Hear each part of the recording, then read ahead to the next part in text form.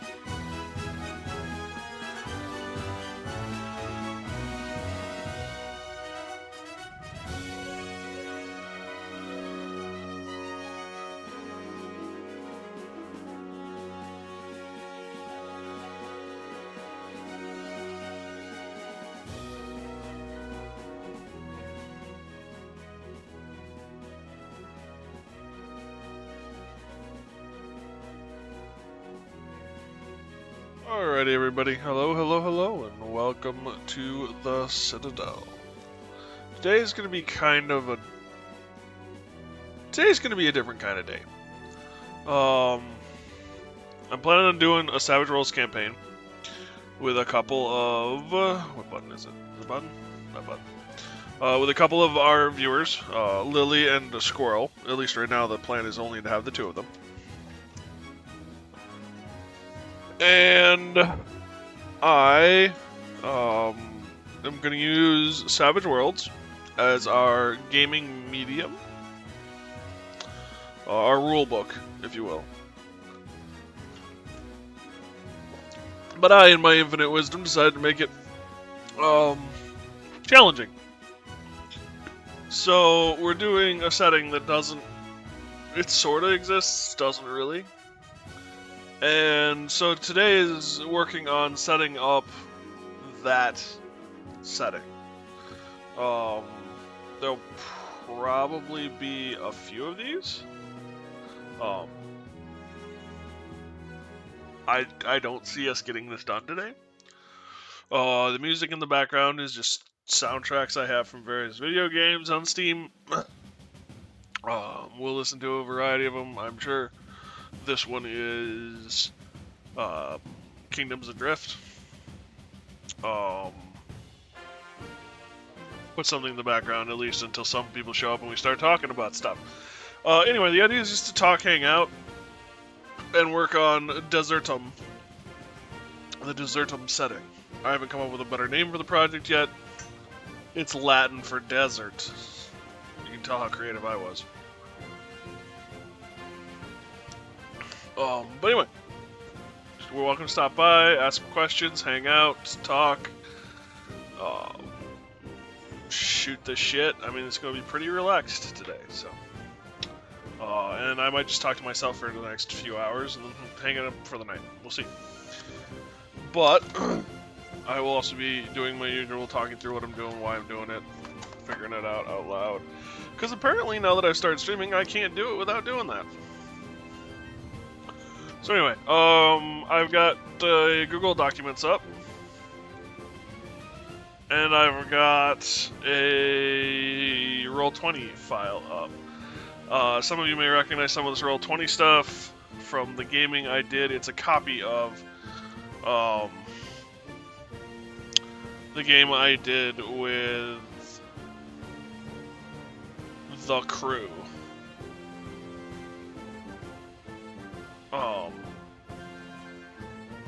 Last time. I've just been adding and modifying and adjusting it because it has some stuff I'd already worked on in it. Hence why there's actually 3 people. Squirrel and Lily are part of the 2 that I'm planning on doing this with. So, we'll see.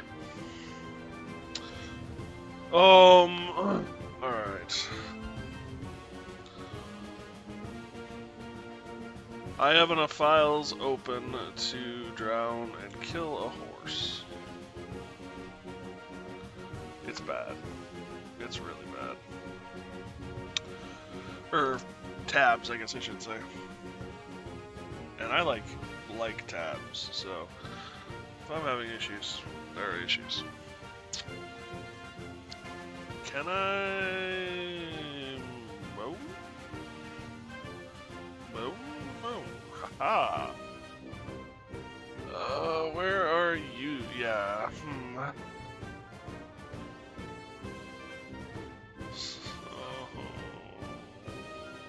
Wickus. There we go. That'll sort of work. Alright.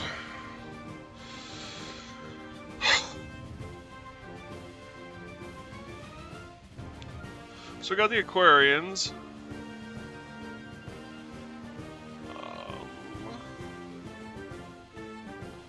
I'm kind of just pulling from the fantasy guide, because I don't need to create that much work for myself.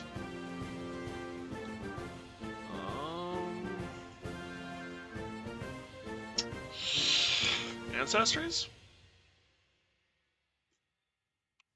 There we go.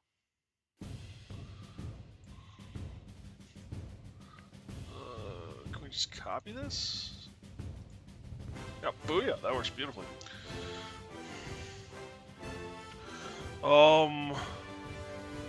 So the Aquarians, I'm fine with.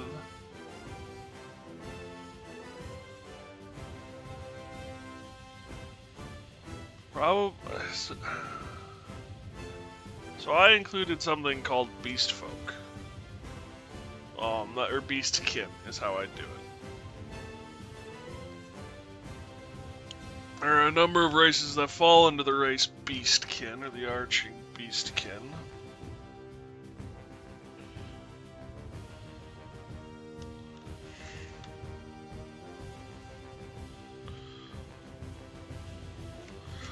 Also, if you have a problem with my spelling, I wish you best of luck.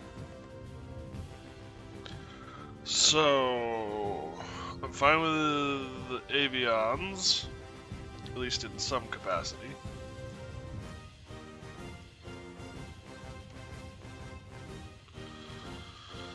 Not doing celestials, I'm fine with centaurs.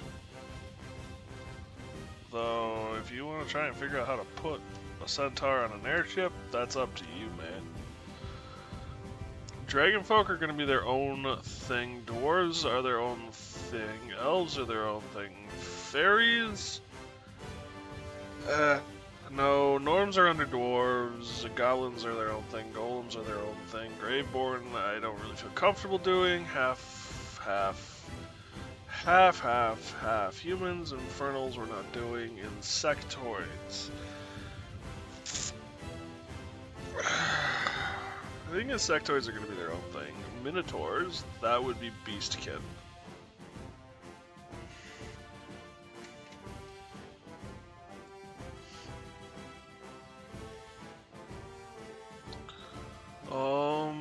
Mouselings.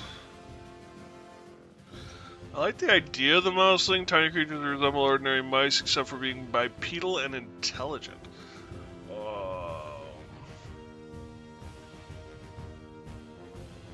Mouselings stand only 6 inches tall. They're not even a foot. So, like, using them in a setting would be a pain in the ass because everything would have to be specially built for them. Period. They'd be wearing Barbie doll clothes and they would have nails as swords. Excuse me.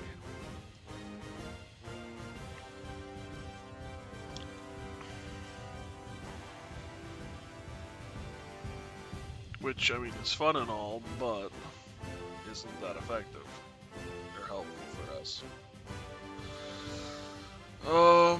Probably just leave them out. Ogres. I'm going to think about you, but you're not beastkin, that's for sure. Orcs are their own thing. Rakachans? Catfolk, of course. Can't leave them out.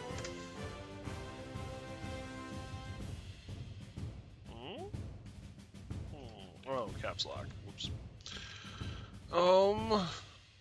Rattlings I'm fine with. Because the rattlings are like several feet high.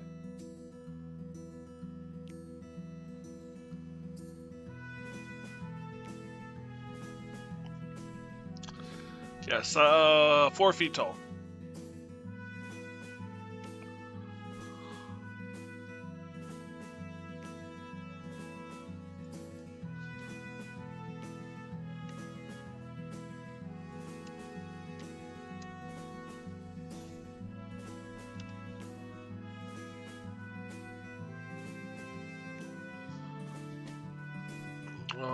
Lizardmen, Silurians, I'm fine with.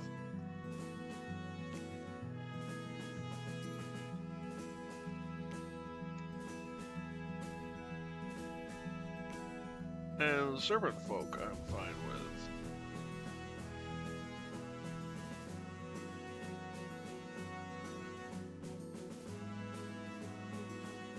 I hit a button.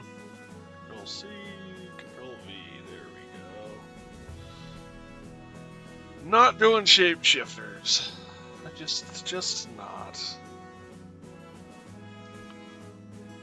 Hey Baruch, how you doing, buddy? What game are you today? So no epic fails in space today? Today I'm just working on building a world for Savage Worlds, Dungeons and Dragons-esque. It's not really even playing a game, I'm just putting together stuff. It's more busy work and hanging out with people. No game. Sorry to disappoint, no getting shot at.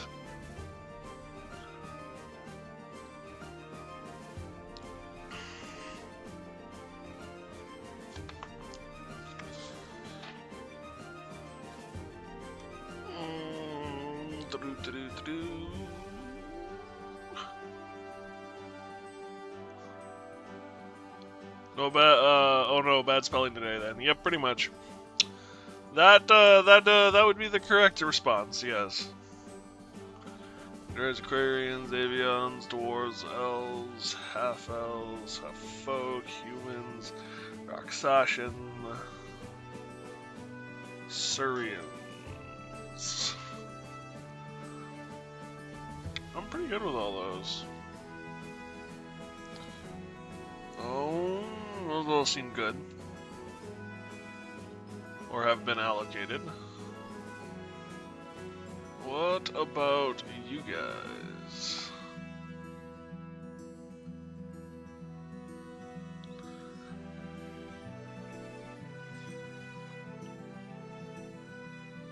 Aquarian.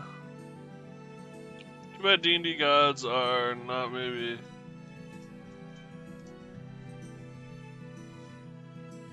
are not real. Maybe they could help you.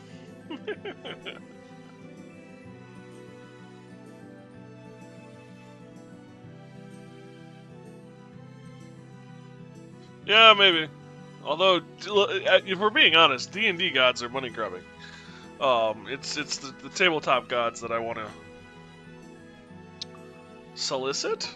No, I don't want to use that term. Call upon. We use call upon.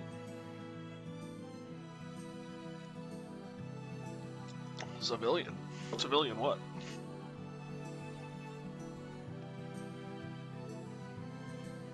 Lower body of a hippo, great skinned humanoid. Nope, I'm good without that. Constructs. Asimov circuit's nice. Something chimed, and did my camera die? My camera seems to have died. Go figure. Even when I'm not playing a game, the camera will bork.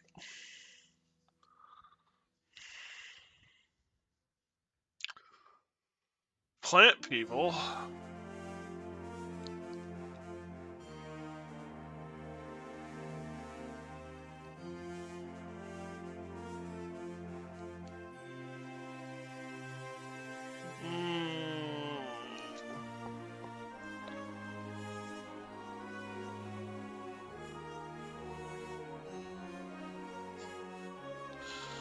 Plant people are tempting, actually.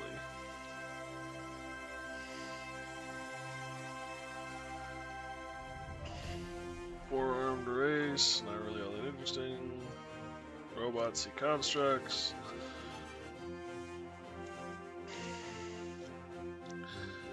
Yeti.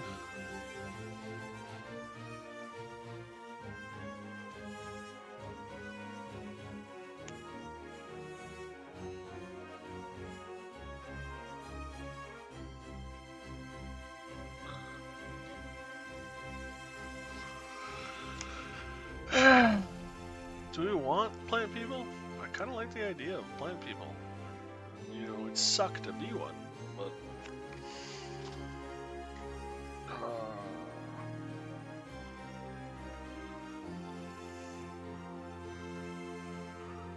So I guess other beastkin would have to be make your own. But I'd be fine with something along the lines of bear.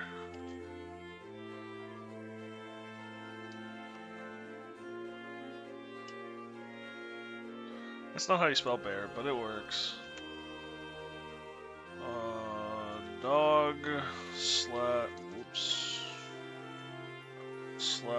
wolf.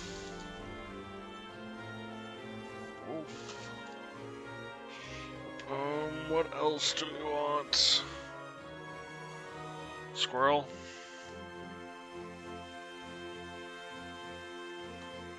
Quirl.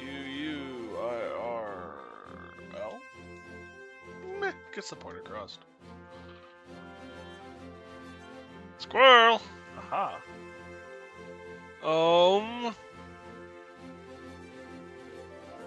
Anything else?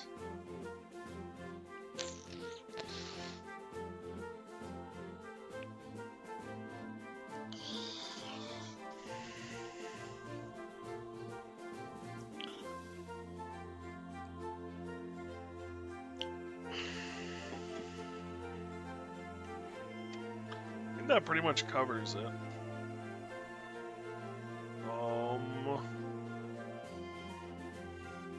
Next would be there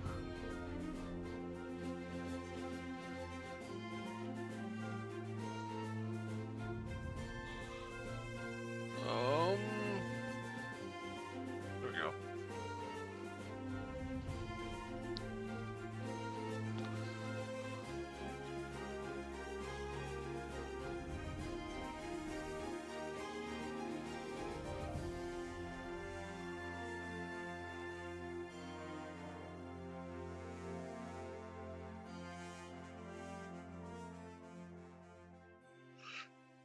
the dragon folk. Hi, dog. What can I do for you, dog?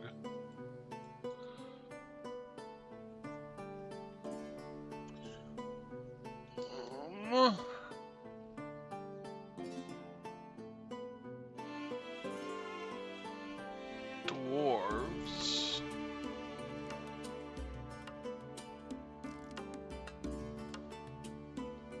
God damn it.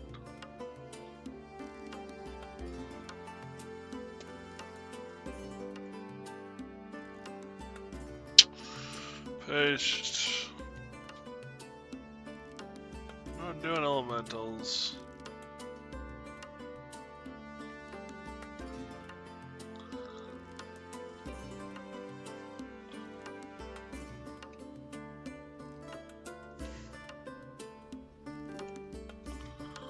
Elves, I'm fine with half breeds. I'm not going to get into those right now.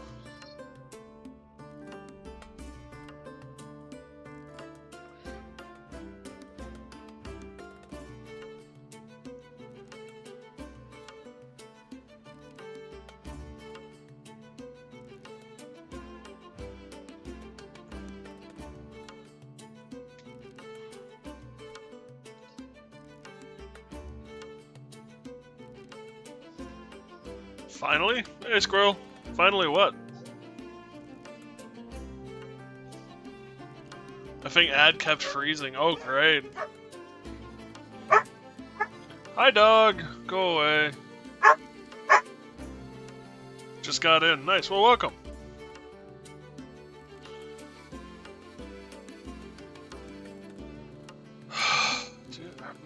Well, copy,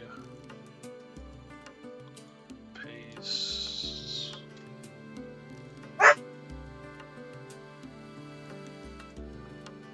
Golem.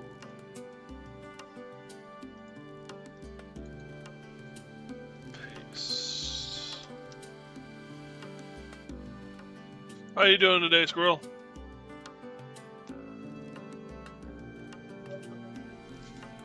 I play an anthropomorphic done.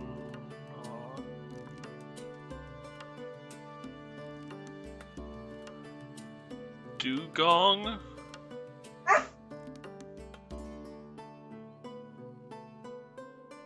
Dugong. My brain has shut down, squirrel. Congratulations, you've done this to me. What is a dugong?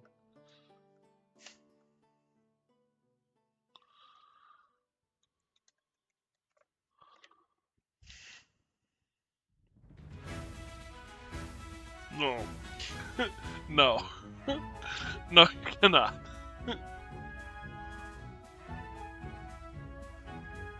Oh, god damn it, squirrel. Now I understand the humanity.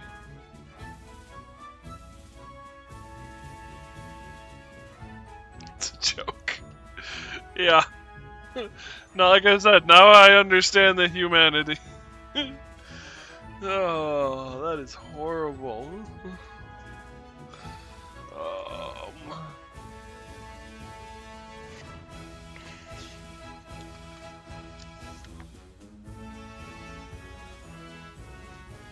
Humans.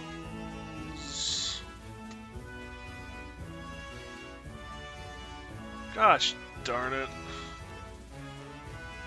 My hands have been so over the keyboard in so many weird ways playing video games for so long and not typing that I can't find anything on the keyboard anymore.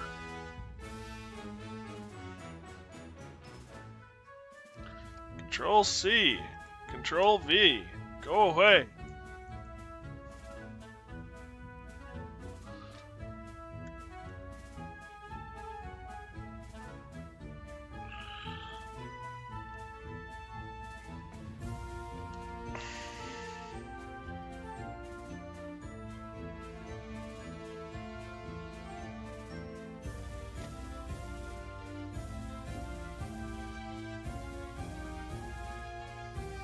Ogres.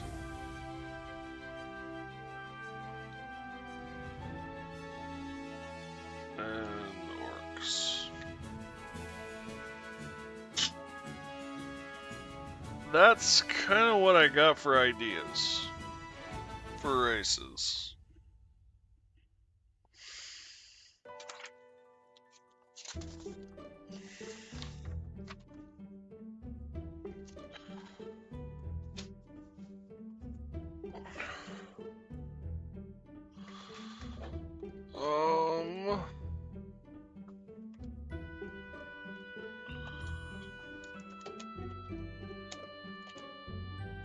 Known relatively isolated?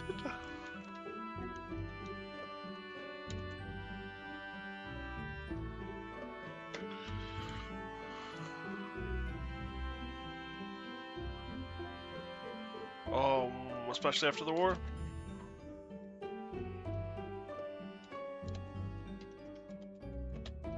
$10,000 war. Right, that's 10,000. Well, that's 100,000. That's 10,000.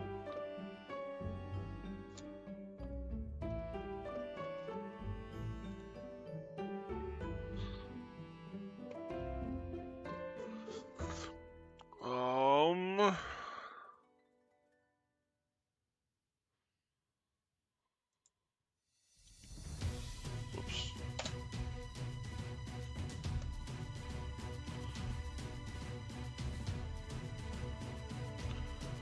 So these fall under the heading of Beastkin, basically, is how this is going to work. Bear Dog / Wolf and Squirrel are ideas for Beastkin that aren't actually pre-created. The rest of these all are pre-created races. I'm open to more being added.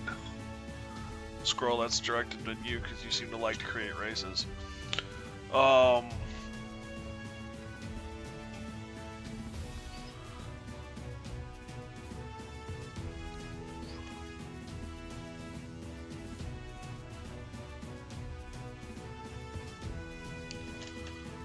These guys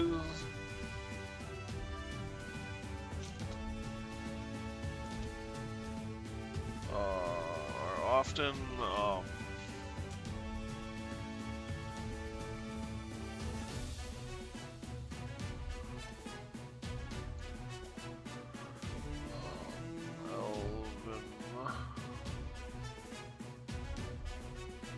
settlements.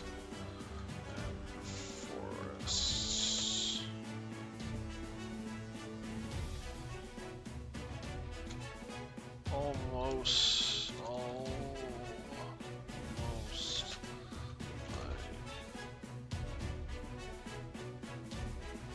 battlefield cleanup Surids? What is Siberian? Surids? Sarids? What's a Surid?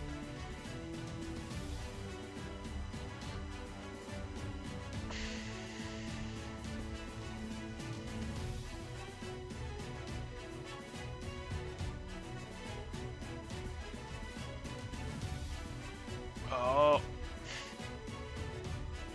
Cool. It's a Surian subrace. Oh. Didn't know that. I'm not very familiar with Surians.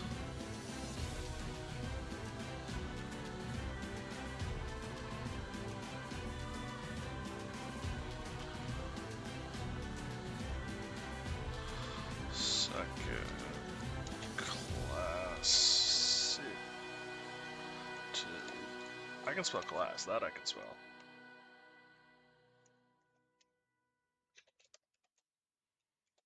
Woo! Thank you, autocorrect.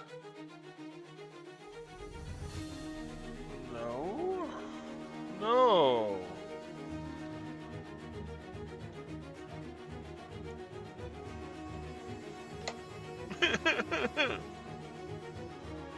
Dinosaur-like heritage, interesting. Includes geckos and crocs. Aren't all lizards with dinosaur heritage? Maybe not snakes?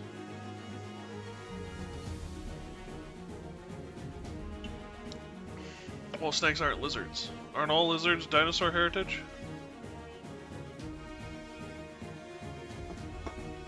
Maybe I skipped that year of schooling?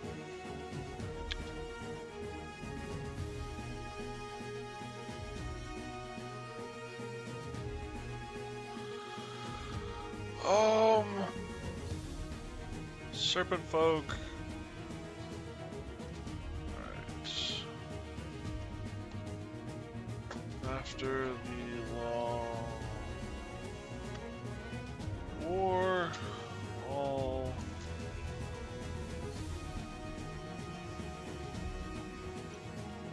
gods.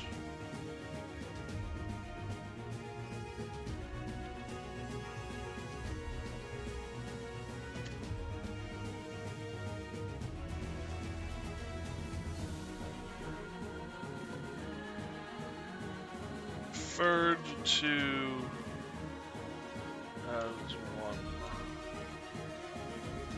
group. That's a group. Newer lizards evolved after dino extinction. Okay.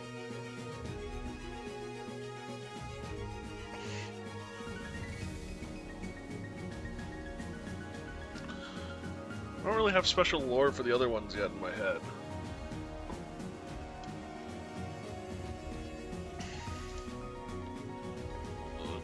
Deserts. One of the least affected by the environmental changes. They are now mostly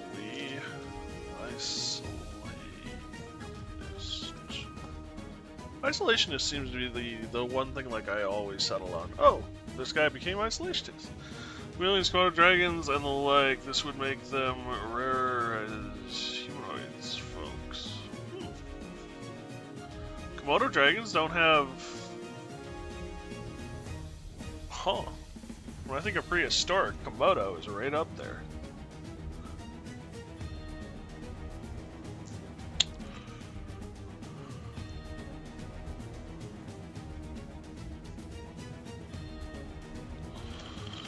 With the decline of greenery since the long war, they have become protective of their forests. Homes to an almost paranoid level.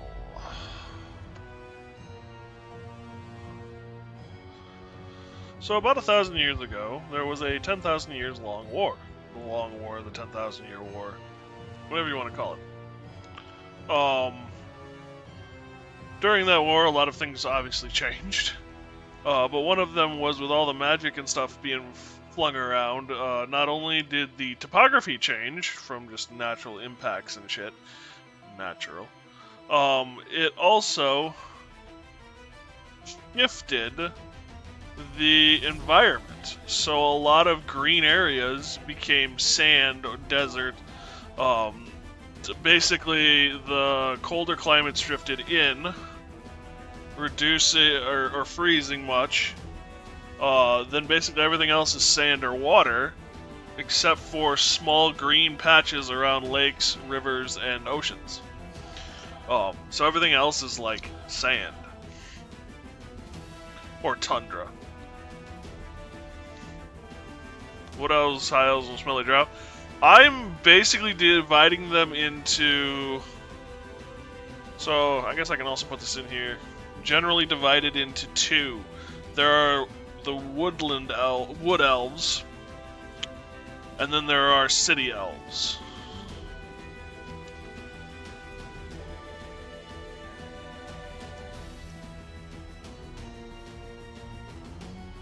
Consider two kinds of elf.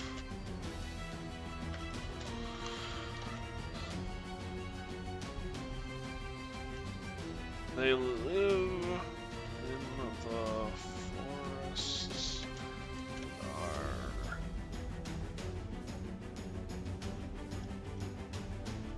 protective of them. And the city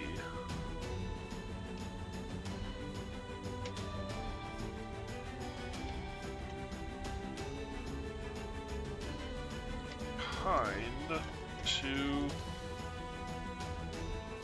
explore. That's a different take. Yeah. Well, the world is different. The general idea. So the general the way back story is this is your typical. It starts out as your typical fantasy world. There are elves, there are dwarves, there are humans, there are goblins, golems, aquarians, the dragon folk, the beast folk, all that fun stuff. A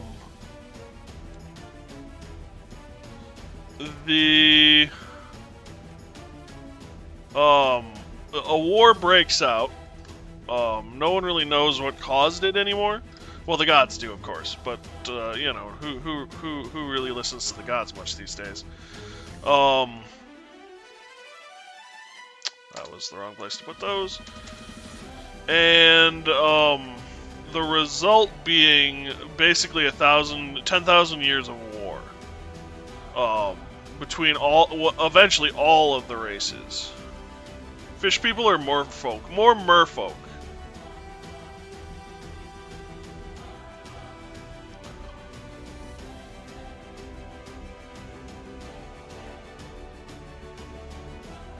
Kind of Siberian. So let me get a little further into the story. During the 10,000 Years of War, mages and magic became the big weapon of mass destruction. Your howitzer, your WMD, your long-range artillery. All of these, I mean, obviously there were things like catapults and trebuchets and stuff. But at the end of the day, when you needed fire and brimstone, you called on a mage. Well, what this meant was that on the battlefield, mages became target number one. If you could find a mage, you took him out because it reduced the firepower that the enemy could supply. It got to the point where a lot of nations were sending assassins in to take out mages and their lineages in the wars. And over 10,000 years, he eats the livestock. I mean, what is it? Catapult is a spell in 5e. Excuse me, damn it. Catapult is a spell in 5e that launches stuff. You could do it. Catapult is a spell that can be broken. But anyway, these mage lineages get hunted down. Everyone is hunting them down. Nations are doing their best to keep them alive, but obviously it's easier to kill a mage than it is to train a mage. And not everyone has enough magic within them to do anything like a mage. I view it as mana is there and everyone has it, but it's kind of like the Force. Just because you have it doesn't mean you can lift and throw guys. Most people just don't have the ability to do much more than maybe light their cigar with enough training. So the mage lines are failing, and the rulers are going, what the hell do? We need a backup, a replacement for our WMDs. Because the traditional ones aren't working anymore because they're all dead. And basically they went to the runesmiths, the artificers, artificer being my term for magical engineer, and said, "All right, all these resources, all these materials, all this knowledge that was pretty much reserved only for the mages, you guys can go and use. Bring us back something we can use to fight this war with." So all of this material that was very, very hard to get a hold of because it was directly sent to the mages, specifically a resource in or a mineral called magicite, was all of a sudden open market. Everyone could use it, everyone could try things with it and experiment. And mages would refine magicite into a soul gem, which would help them to control and boost their magical abilities, much like wands and staffs do. Engineer a wish machine. That could end poorly. Anyway, what the engineers found out is that they could program, or they could put Trinky replicator. Moving on. They could put a program or instructions into a soul gem to have it do something. Handgun is a wish machine. So what they figured out is they could do very simple tasks with these programmed soul gems. So what they first started doing was things like the catapult spell on a tube. Instead of having a crossbow, now all of a sudden, with the little bit of magic that they could gather from the environment, they could launch bolts, which is what I'm going to call them, bolt guns, until someone has an issue. Well, we know who's going to have the issue, until they come and have an issue. But basically, they created bolt guns that fire these bolts, rods, like how we have, or like how the concept of a railgun works. That was the first invention, quickly followed by things that are basically laser weapons, firing mana in the form of elemental magic, or elemental mana. So, you'd have fire rays and heat rays and those kinds of things. They'd just be bolts. As the war progressed, they found another way of refining the magicite to create a fuel known as ether.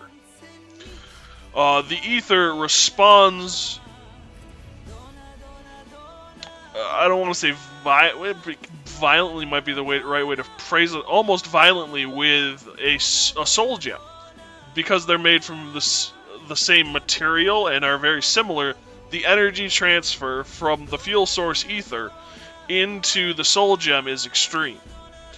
And that allows the soul gem to do more. And this allowed them to create things like engines. And with a little tweaking, you end up with things like power armor. And artillery cannons firing bus-sized objects. And flying vehicles and trains. And giant walking fortifications and fortresses. All fueled by this ether. The ether, in order to stabilize it, is diluted in water, which means that when it reacts as a fuel source to the mage stones, the soul stones, it actually releases off great billowing clouds of steam, because it's about 75 to 50% water. It's that kind of potency level. So now all of a sudden you have wars being fought by guys with guns and swords and power armor and laser weapons and flying airships, and all sorts of fun stuff. Buses flying at you from miles away. Solid buses.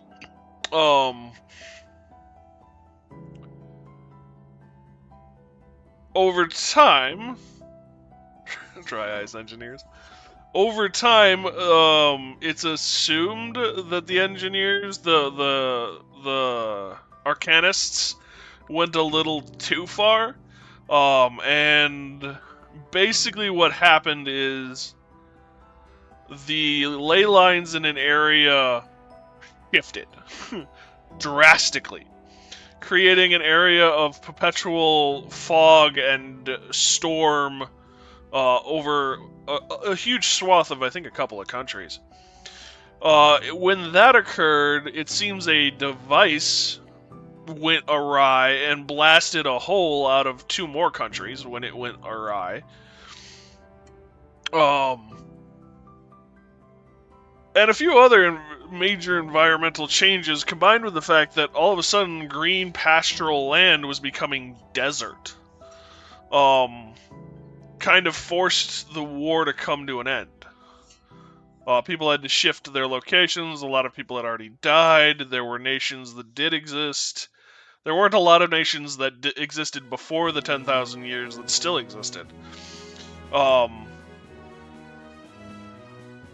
And so things kind of calmed down, if you can call it that. But we're now to that point where it's been roughly 1,000 years since then. Humanity has no living memory. Many races have no living memory. The elves and orcs might be the only 2 with possible living memory from the war.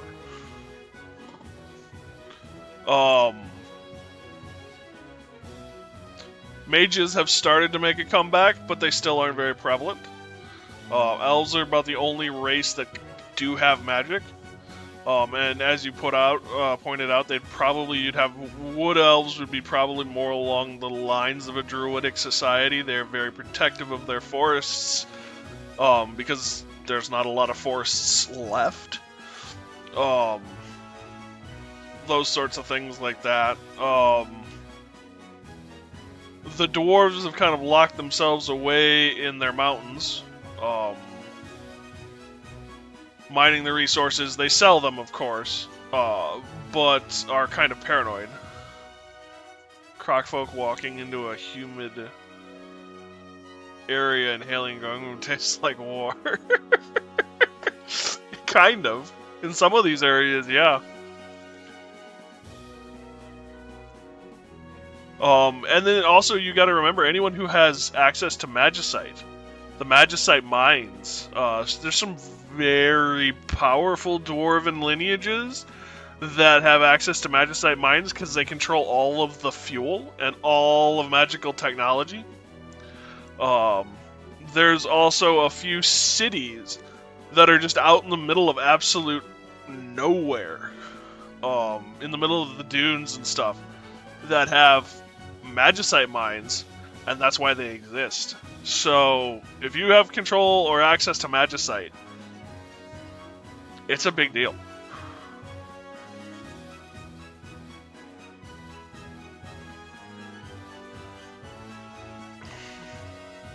And of course the gods are in there shaking their head going, I have no idea what to do with these people anymore. There's more to it than that. But things are starting to pick up again.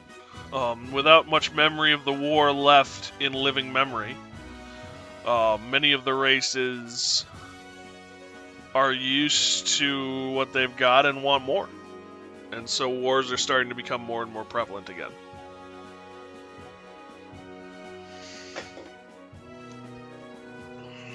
I also have to draw up the whole frickin' map. And by the whole frickin' map, I think I'm gonna try and do a global map. Because I hate my life. Oh.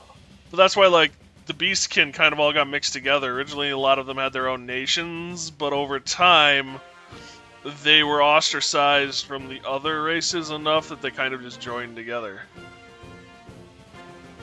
Give them life. We didn't give them education. Where did we go wrong? Yeah, pretty much. Well, the other thing, yeah, there's another hidden part to this world, which is if magic creates things, and the belief in something is what allows magic to work. You believe it into existence. So if enough people believe something, it can create something. One prime example of this are beings known as jinn. Um, some of them are good, some of them are bad, but they're basically faith-based entities. Little spirits that have been worshipped enough over time to be created into existence. And it is believed that one of the theories is the 10,000 Years' War was started by jinns who were against the gods. They fall almost under the heading of demigod in that regard.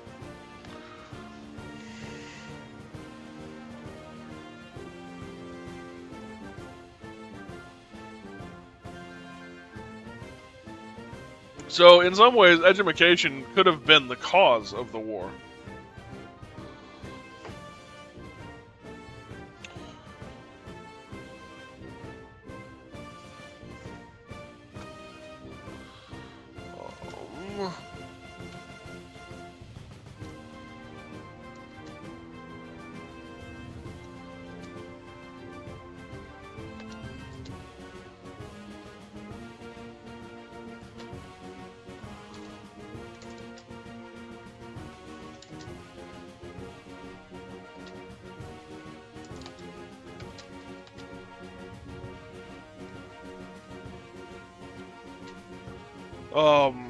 Kind of for a display of like how many of these people you'd see. Humans would probably make up about 50% of what you'd see as far as the population in any city. This is a random city. This is not like an elven city or a dwarven city. This is your typical city. You'd find about 50% human.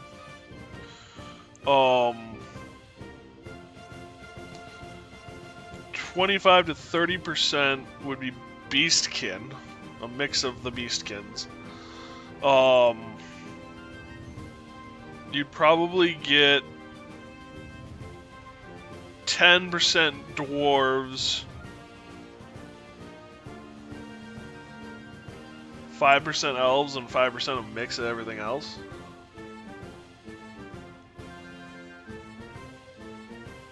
Could a city elf with enough power and faith become a new djinn? Theoretically. If you were able to create a cult around yourself with enough power, theoretically you could do it. Now, of course, creating djinns is harder than maintaining a djinn. Which is kind of where a lot of the djinns are right now. A lot of djinns were created before the war, when there was a lot more people and a lot more faith in the gods and a lot more things going on here and there.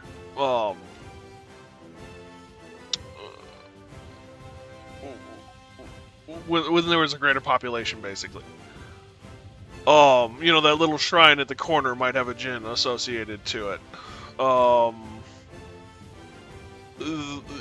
The saintest or saint at the church temple might become a djinn over time if they're known for something specific kind of a thing. But it usually takes a lot of power, a lot of time.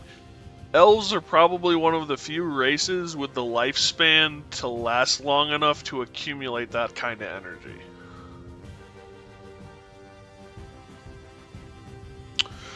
Orcs probably have that lifespan too. The problem is an orc never lives that long. In my head, orcs can live forever. It's just their lifestyle choices don't allow them to. Like, orcs have no natural, end of life. It's just to find an orc that's lived for more than, 60 years is pretty damn rare.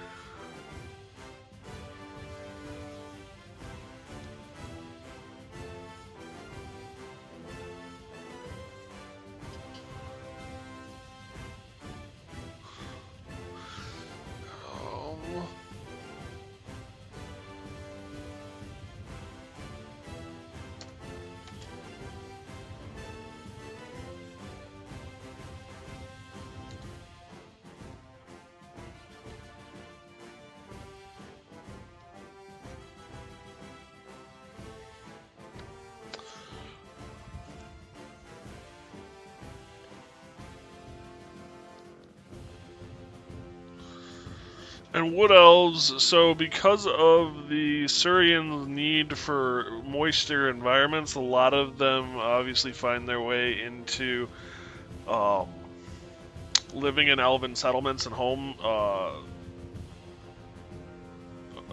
not homes, but living in elven nations. And so they kind of become secondary citizens to a lot of second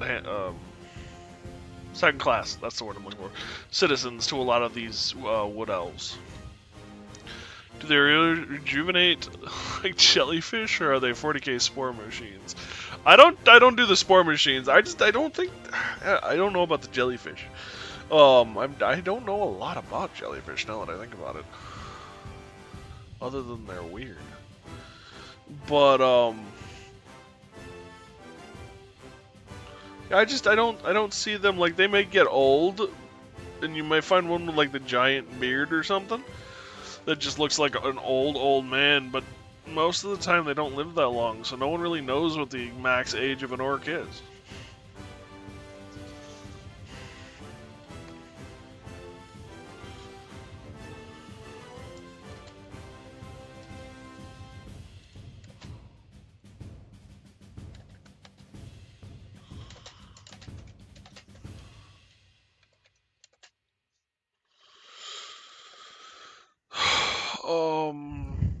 Their tribes wandering the wastes. They have few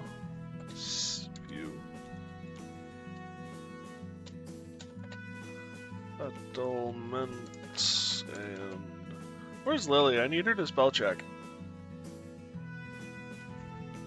I'll send her a message that I need her to spell check. See what she says.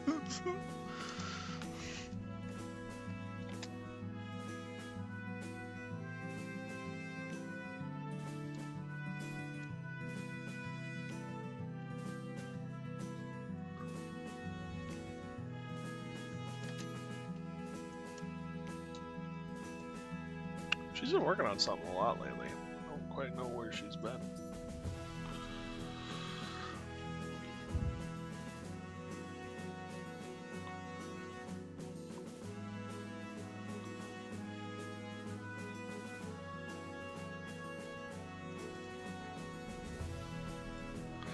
Yeah. Yeah, we're gonna be here forever though if you try and spell check me. Ooh. Lusts. Thank you, Siberian. I was learning disabled in school, so specifically in English.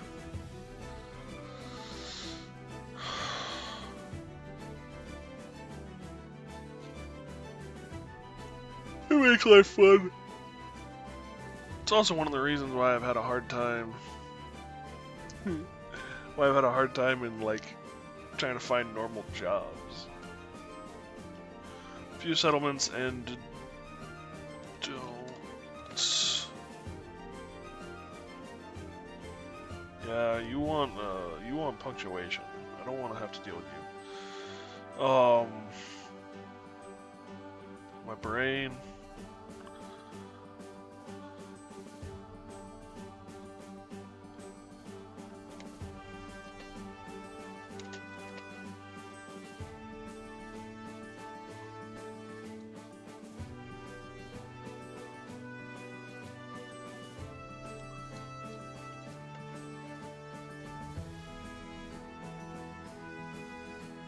Hi, Lily. I figured I'd poke you and see if you'd show up. So, I know at least the Roxashans, like, the reason it's all capitalized is because I copied and pasted it from a book. So that's how they spell it in Savage Worlds, so...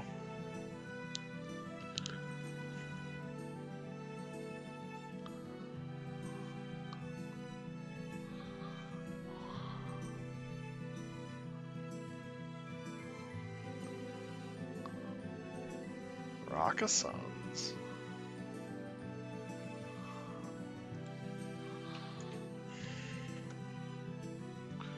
HKSH.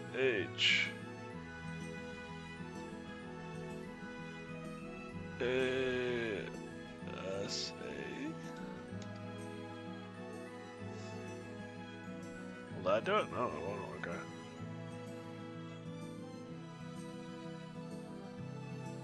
Rock. Shasa. Okay.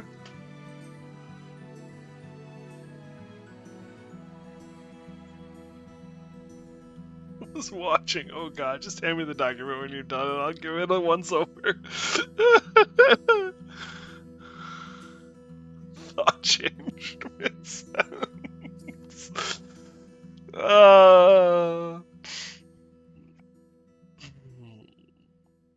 Yeah, I'm good for that kind of stuff. I was watching Fallout on Amazon. How is it? I've heard mixed thoughts. Well, I've heard concern about it. I've heard it actually looks good. I've not actually seen it. Question is, do I want Florian culture? Do I want plant people? It's pretty good, actually. Nice.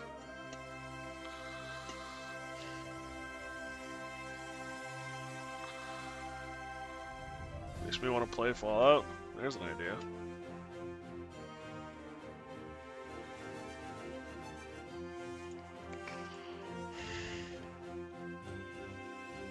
I do have Fallout 4.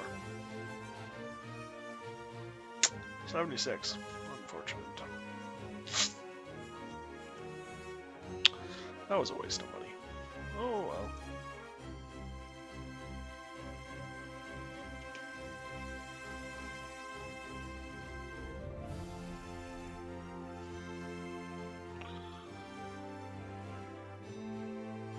No, I did not know it had a Doctor Who reference, but then I've never seen an episode of Doctor Who from start to finish.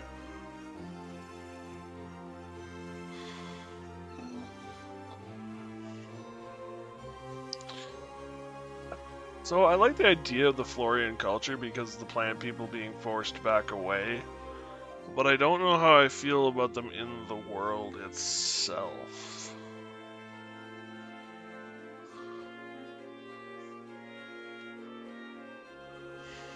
Goblins, I need goblins. They're a part of the right of my world. You need gobs. You can't get away without them.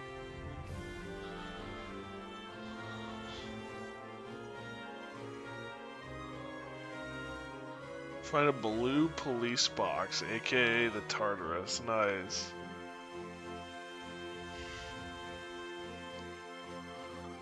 Nice.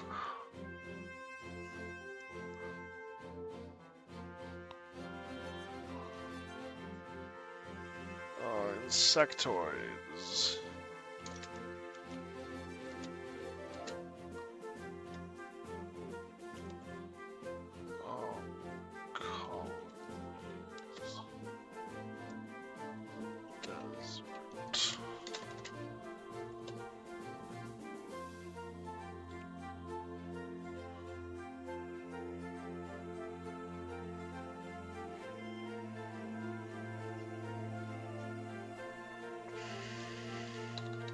That's all I really got for him right now.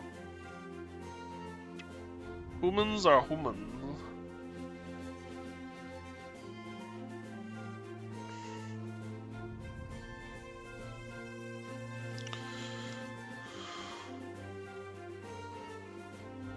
Don't produce much in the way of technology. Ogres. How are we defining an ogre in this game? Here we go. Shapeshifters are not allowed. Here we go. Ogres.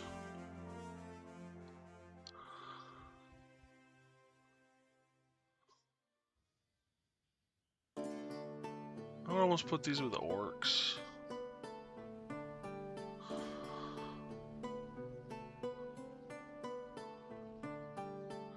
Reputation that precedes her, someone whom they hear her name and immediately know she's nothing but trouble.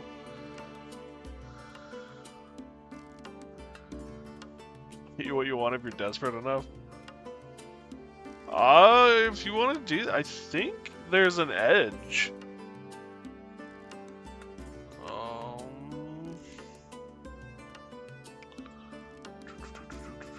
Edges. Background edges?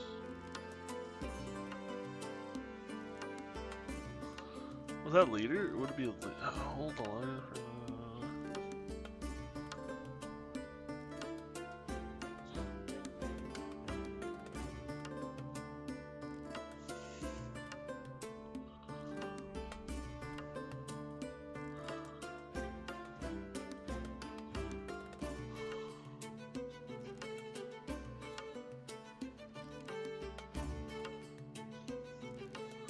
I thought there was an edge.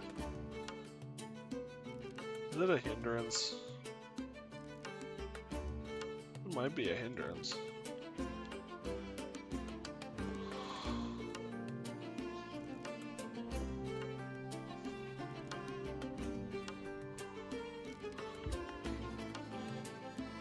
I can look it up too, remember, that's true.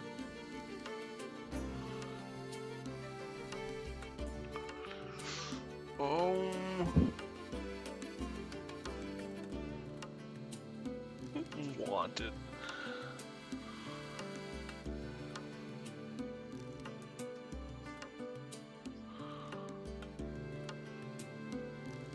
Also, I gotta say, one of the more interesting races I stumbled across is the Mouselings. I have to ban them. We're not using them in my world. But yeah, they're tiny creatures resembling ordinary mice, except for being bipedal and intelligent. Why are they not allowed? Because Mouselings only stand about 6 inches tall.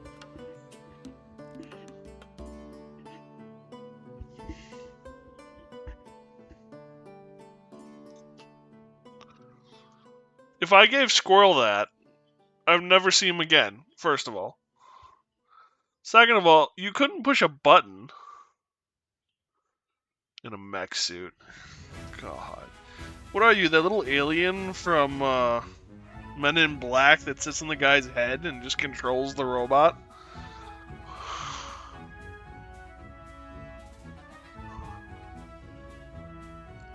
Human-sized, yeah, I saw that coming.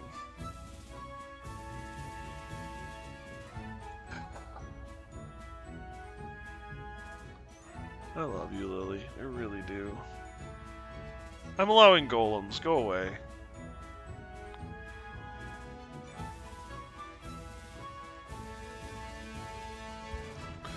Although, would it be Arkkin?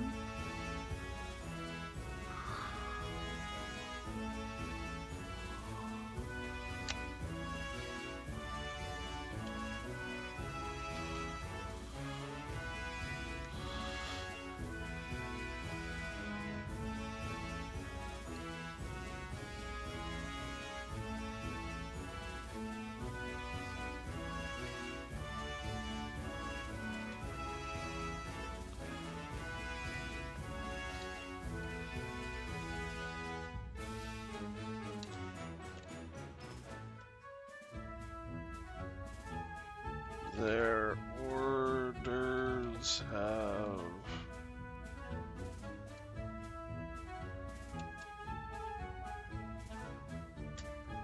governments have gone.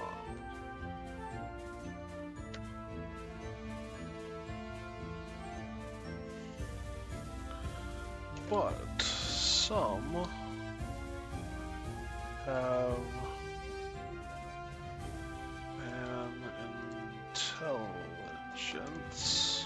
All their own.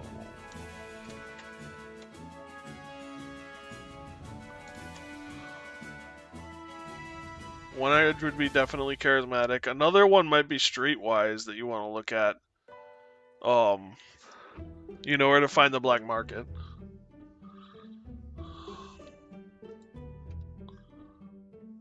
Calculating could be another one. What's the hindrances?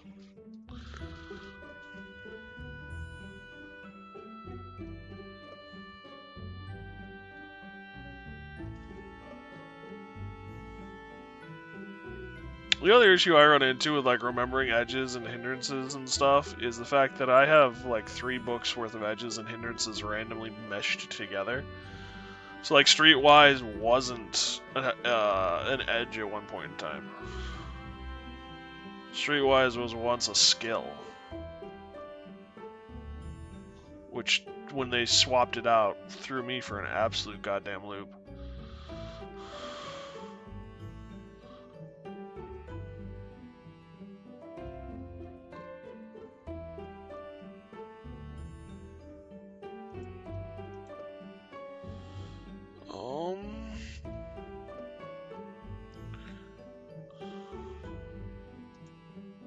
It wouldn't be a combat edge.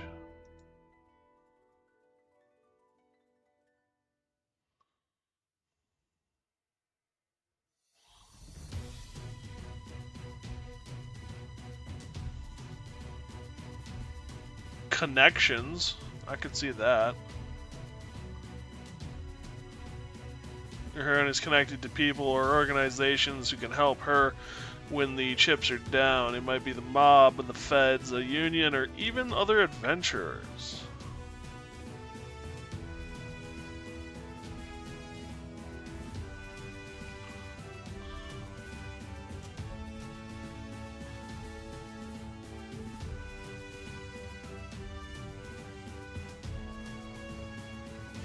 Work the room. Work the crowd.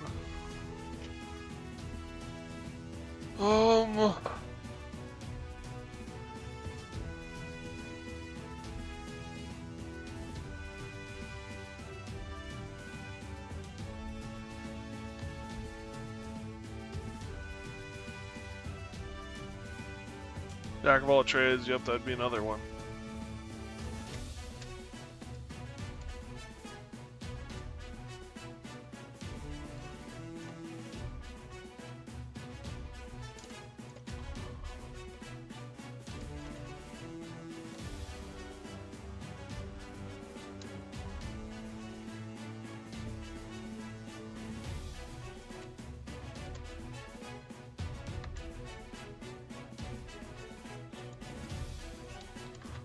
Dens in the most remote places.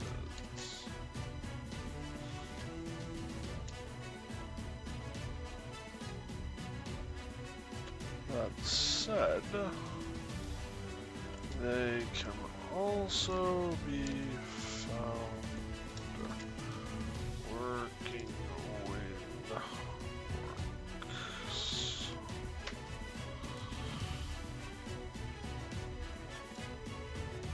not often found on their own. They usually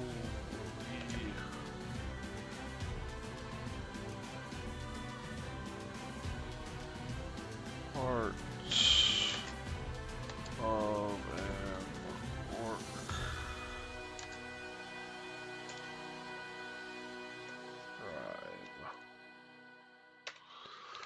And not necessarily an independent race, I guess. Why do you have an atlas?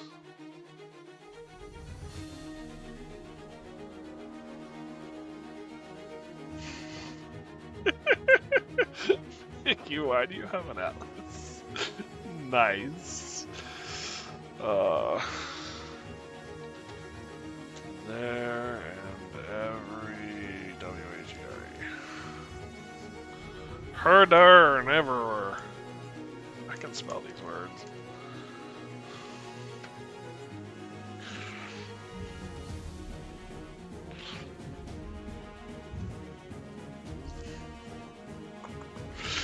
The question is the Florian. I did not have them in my list until today. Until I was working on this here, and I thought, well, what the hell, I'll look at some other books. They are plant people. Where would they fit into the world, though? I guess they like treants, and Tolkien did fine with treants.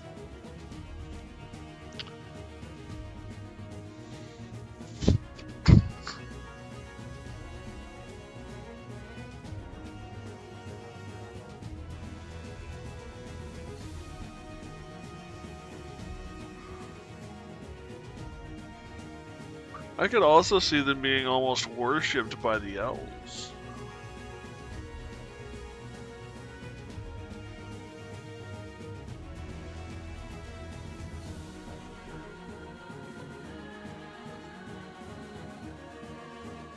That's an interesting thought.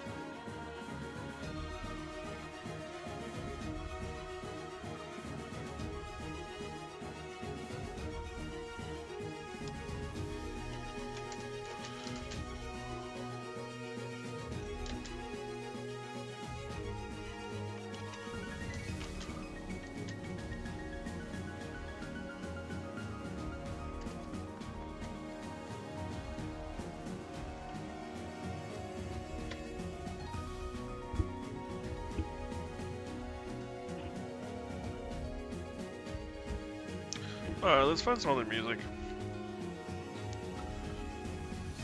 This will last us a while. I suppose we can go like, oh my gosh, epic. Oh, that's only 8 tracks. Kingdoms of Alamar.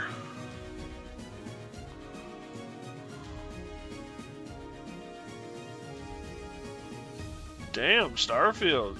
Bethesda, you put money down for your music.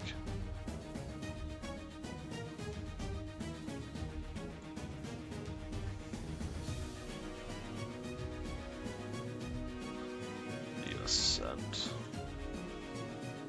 Chaos Gate had some nice stuff. Oh, that's a weird game. Encased. What do I want to do? Chamber Militant?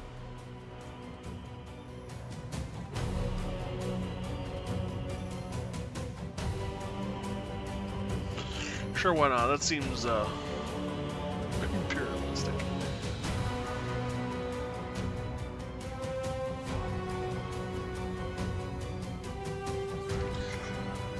Oh, I think that's a good enough place to start for now. As far as the races are concerned, I'm pulling most of them from books. Lily and Squirrel, you guys are welcome to pick from any of these races. If you want to create something, pass it by me. It might fit in Beastkin, but probably if it doesn't, if you can't figure out a way of selling it as Beastkin, there's no point in talking to me.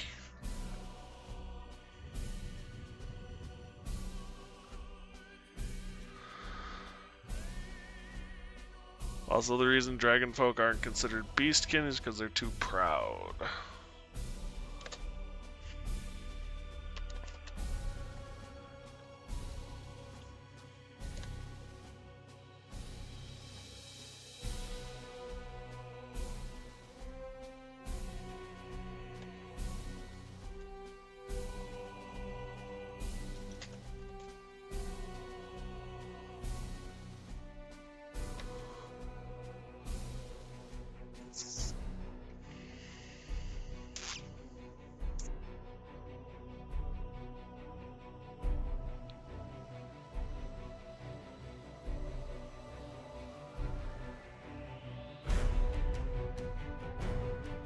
So, have the dragon folk done anything about the bards polluting their noble lineage? There are... God damn it, Squirrel.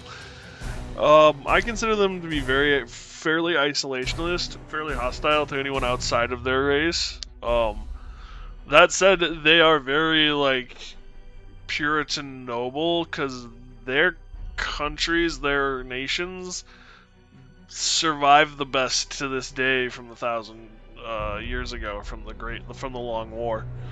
Um, because they were used to living in deserts to begin with. And yay, there's more desert.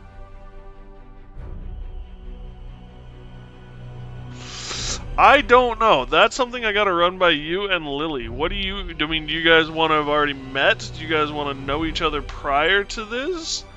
Do you guys want to meet in this? I haven't figured that part out.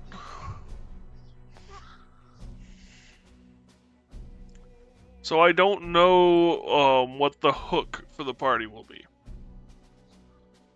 As far as what you guys can do, you can do... I'll find it. The way you say that makes it sound like you're gonna buy him off of the street vendor or something. That's my hook. I also wanted to ask if you guys wanted to start with a vehicle or not. I do have kind of something planned as far as like a PBY Catalina flying boat-esque airship. But there is enough other forms of transit that if you guys wanted to, you could theoretically get by on air travel, boat travel. There's submarines, they're rare, but they're there, and trains. Don't need no roads. I mean, the deserts don't have roads. There are trains, they're monorail, that go from one tower to another in the desert, and they're like, the towers are incredibly spaced out, and they're suspended from it. And that's how you get around most of the desert. Borderlands? I don't remember that train system in Borderlands. Could be, though.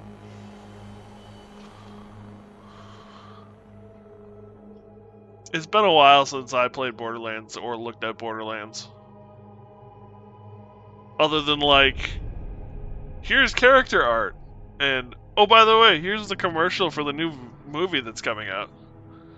And here's Jet Black shitting himself bullet casings.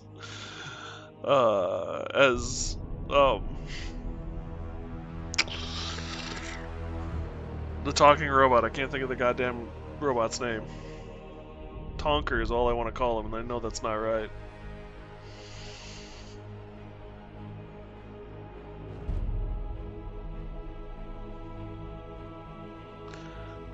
Anyway. Claptrap, there we go.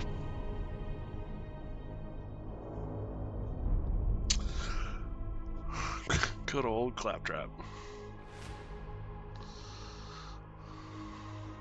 But yeah, it could very well be something along those lines. You have to understand there's about... The world itself is made up of roughly 2 continents. Ish. I mean, there's a little more spread to it. I haven't done the map yet, but that's where I'm leaning. And it's like frozen, desert, frozen. And then, of course, water is everywhere else. What dumb thing did you do today, Lily?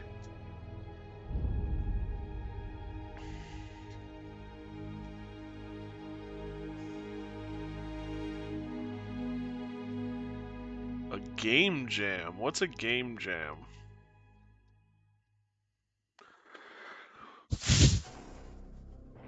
"10 days to make a game and win a prize." Nice. Good luck.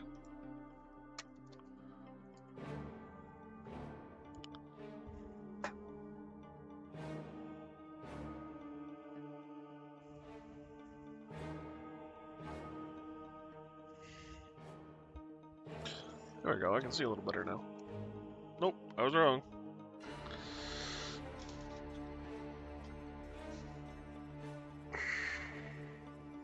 Hate these glasses, I need to get new ones. They're all scratched. But hey, if I had money, I'd be doing a lot of things with it. You usually have a theme. This one is vertical layout and binary. Okay. So what, side scroll?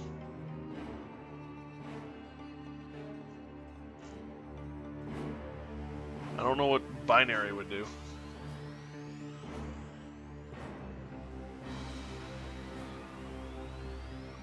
Galaga? No. Not really.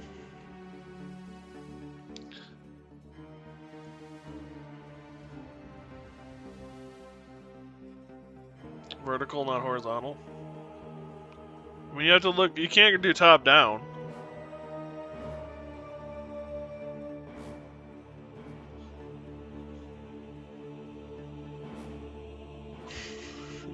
I'm getting sent stuff. Oh, those games. Now I understand. I spent way too much money at the arcade on those games. Where you fly the plane or the fighter or the whatever and try and dodge shit and shoot shit.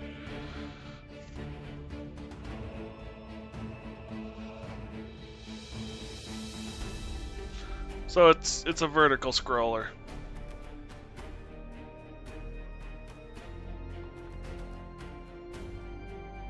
You could do something like the jumping game, where your character jumps and you have to hit different pads to get him to jump higher. I had a lot of fun with a game like that. Okay, so weapons. We've got bolters and we've got arc. Arc. Why not both? It's a made-up word. My take on binary is that you control two ships, one with WASD and the other with the arrows.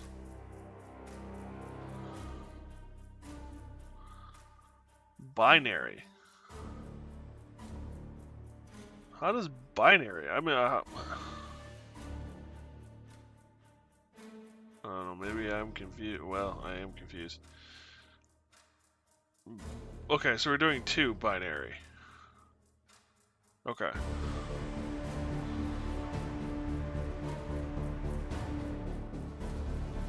Has 2 stars, yeah, but I thought binary was also a programming language.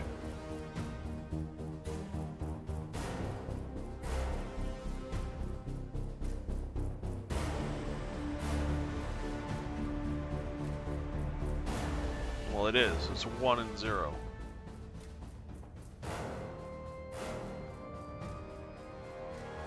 Base computer language, yeah, 1s and 0s.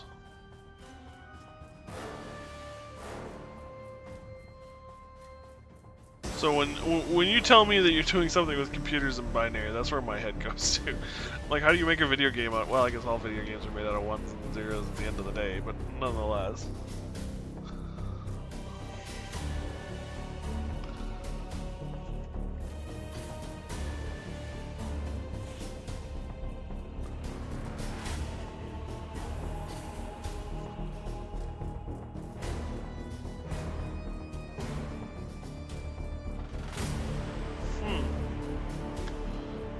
Interesting.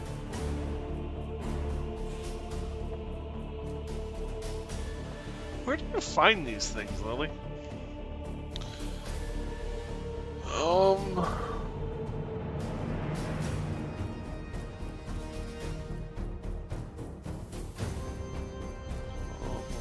Heavy dagger, flail, helmet, katana, lance, mace maul, nagata.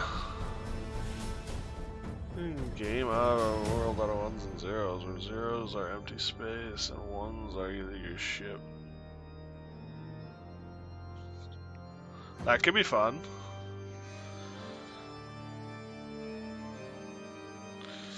A little bit of Dwarf Fortress going on here, like ye olde Dwarf Fortress.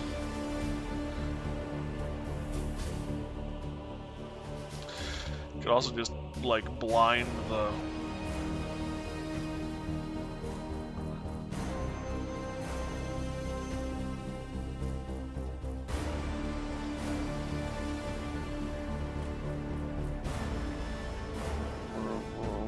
I gotta change costs.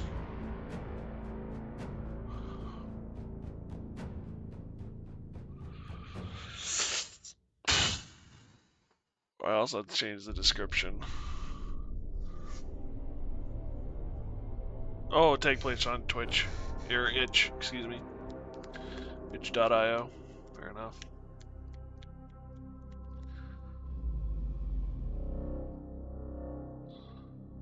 Yeah, the costs on this stuff never made any sense.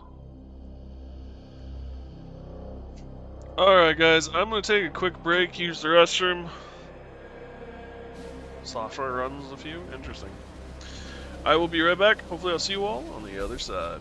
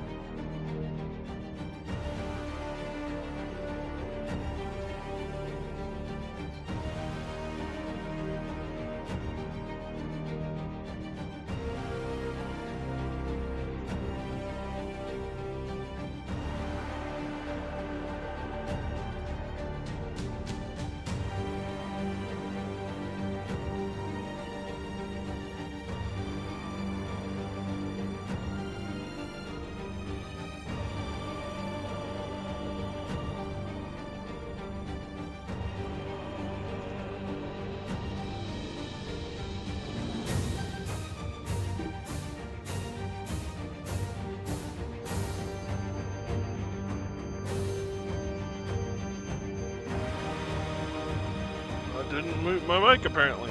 Well, I'm back. Thor is a funny man? What do we mean by this? Also, Scroll, earlier you asked about the Aquarians. The ones that I would allow people to play as would have legs as well. I think there'd be merfolk and others.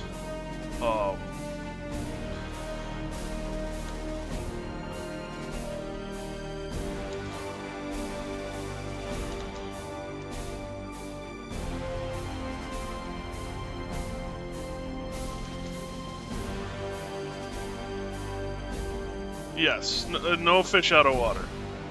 You can act like a fish out of water, I guess, but you wouldn't actually be one.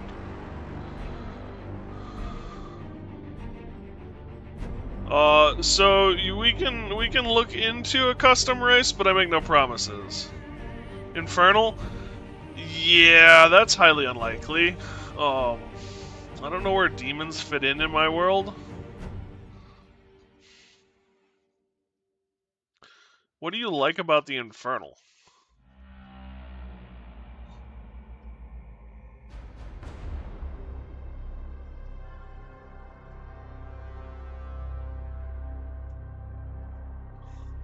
If you can bend it to more of a beastkin approach, I would be fine with that. Well, obviously we'll talk, but beastkin is where you're gonna need to be at.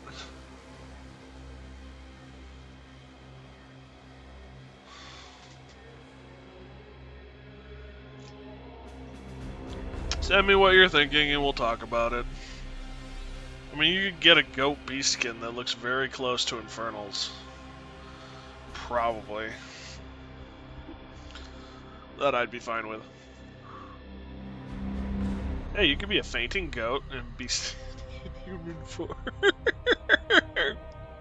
Every time you hear a loud noise, you just fall over. Dragon folk, actually? We can talk. I mean, like I said, send me what you're thinking, and I will determine whether or not it's acceptable. I mean, to a certain extent, I removed gnomes and halflings, more or less because I feel that they're just sub-races of dwarf.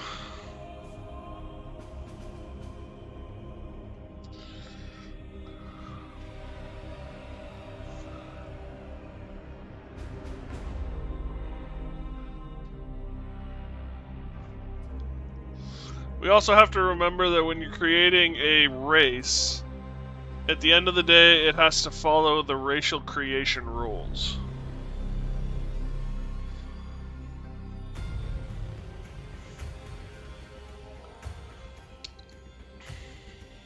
What do you mean by do they follow the same as Surians? Also cam froze. Thank you.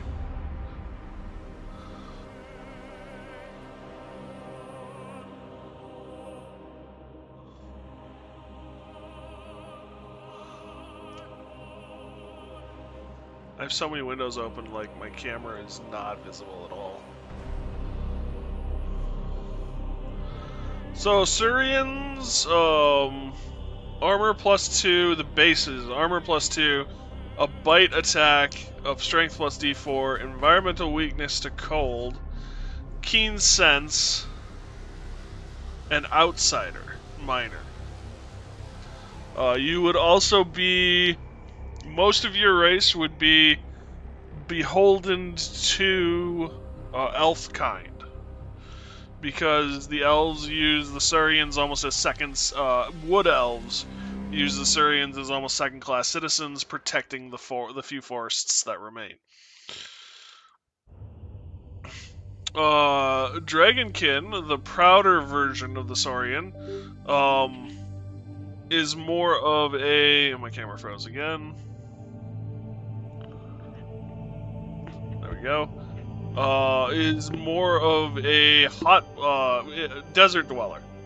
They live in the desert. They're more proud.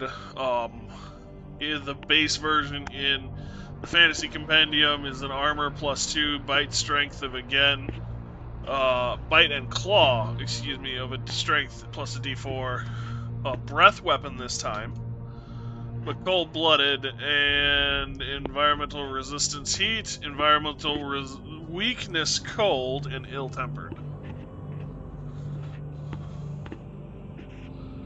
Which gives them the arrogant hindrance.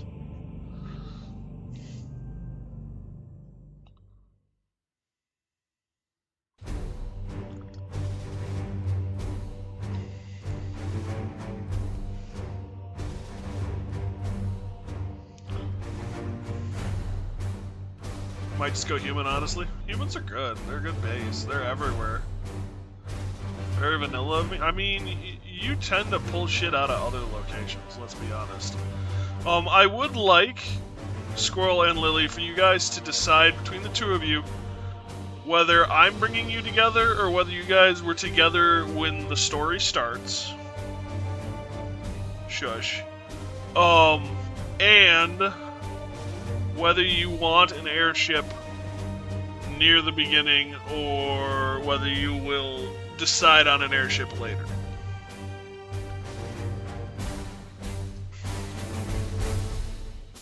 Obviously, you can change airships as time goes on. You can get one if you say no now. The question is do I include it in your starting gear?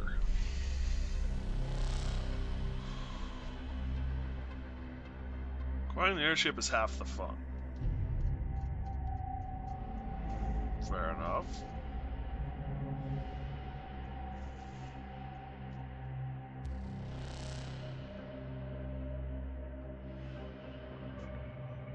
Squirrel be working with you out of necessity rather than because he wants to.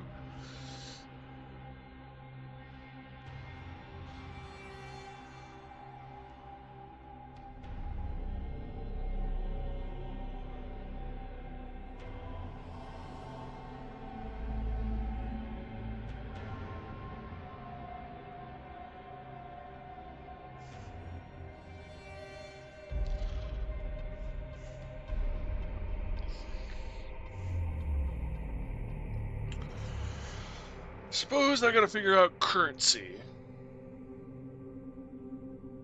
You're not sure what character you're playing them? Fair enough. One of you having some skills in flying, if you guys are definitely going for that airship, it'd be a good one. And one of you having some skills in some sort of repair would be a good one. Something else I guess I should bring to everyone's attention. Need to see race stats. They're all in the base books. The books, I believe we've shared them all.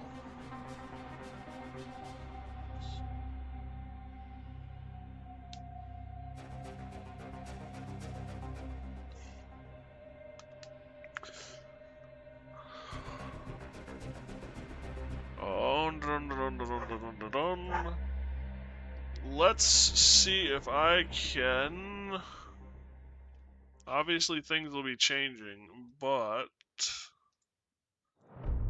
alright, before I bring up personal information for those two.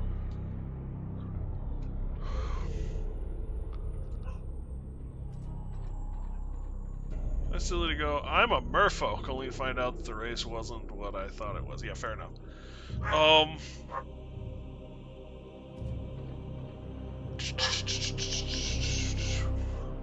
Invite players.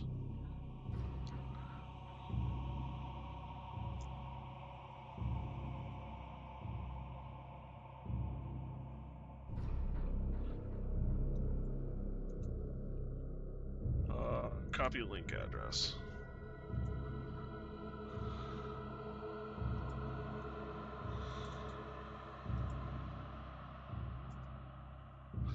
That should get you guys in the game.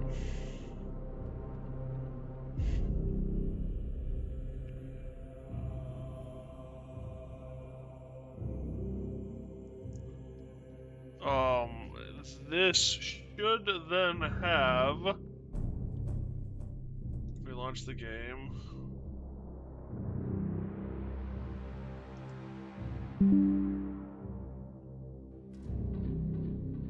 Squirrel's here, so that worked.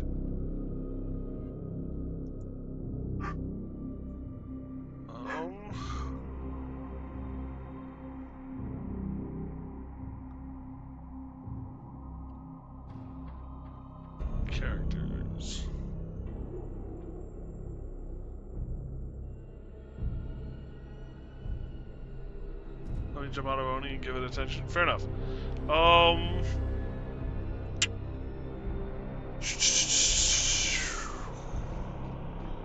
Save changes, edit token, apply token defaults. There should be, here we go, can be edited by Squirrel.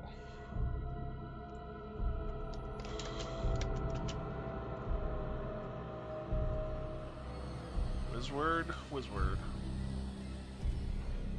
Save changes. It is a Wizword. So theoretically, that should be a character sheet for Squirrel.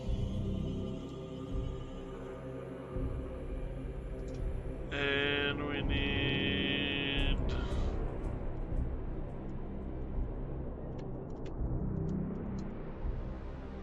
What am I thinking should be Yggdrasoft Gaming?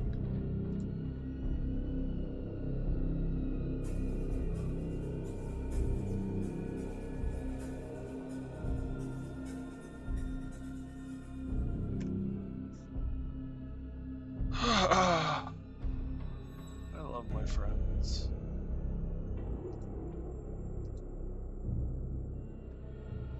I thought my camera borked. Apparently my camera has not borked. Okay. So then theoretically...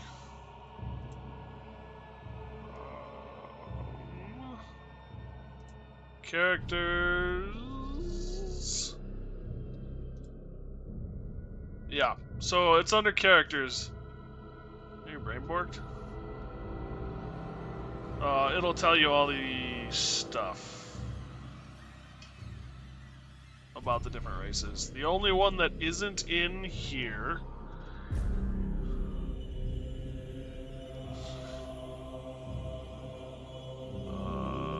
races. Android, Aquarian, Avian, Celestial, Halves, Humans, Roxashian, Surians, Breaking... Oh, poo. That's right, this isn't gonna have a lot of them because they're in a different goddamn book. That I haven't purchased on this specific site. Oh, we want that intermission. Oh,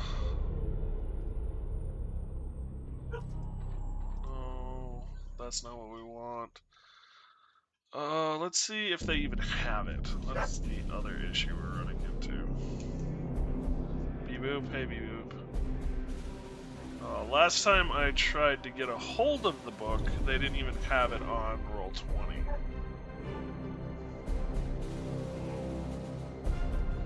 I should just call you Beep-boop. Marketplace. See book index under introduction.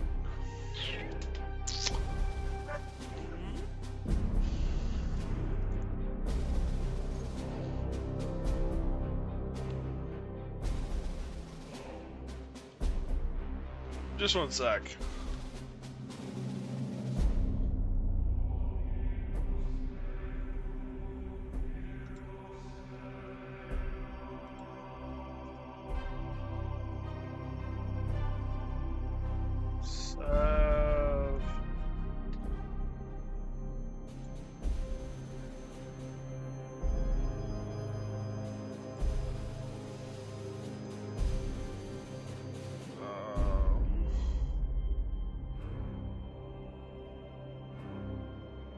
Search.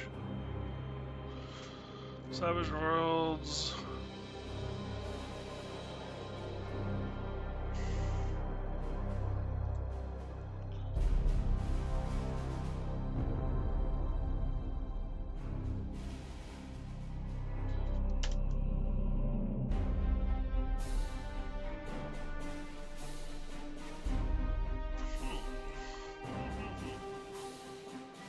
Tokens, maps, games, rulebooks.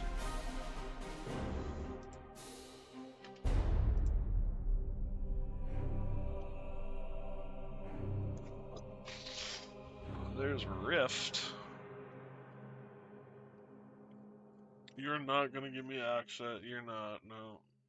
Son of a puppy. I think we all have access to the book through other means, though.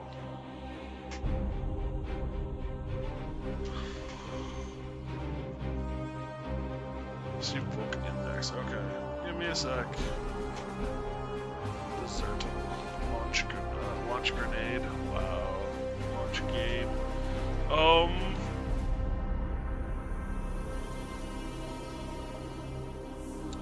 Settings. Game settings.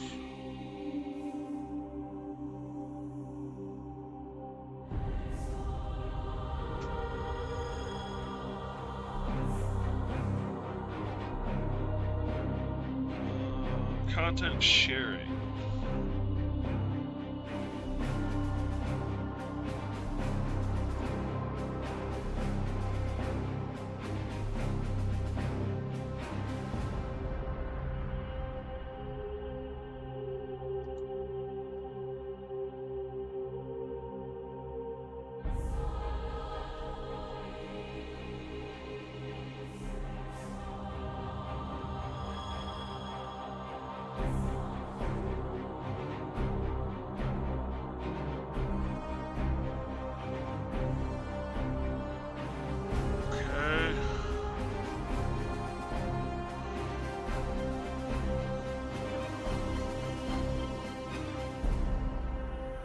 Oxygen not included, really?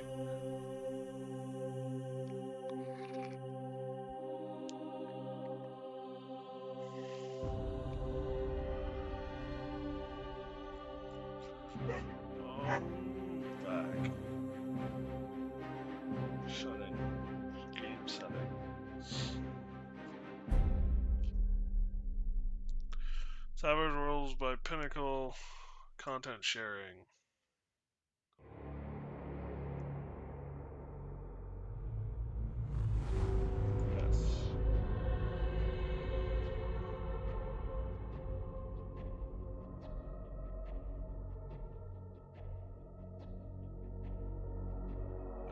You own will be shared.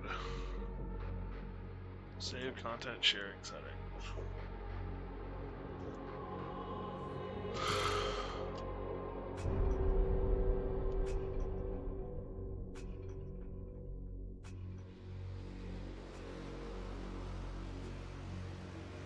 Savage Rifts. That's Rifts.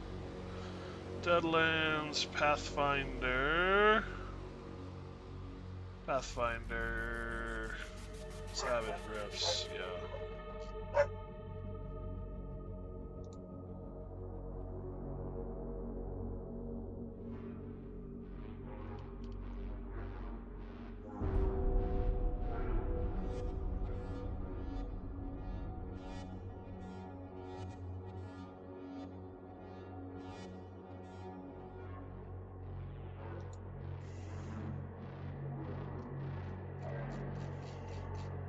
Save changes. Should be good. You should have access to it.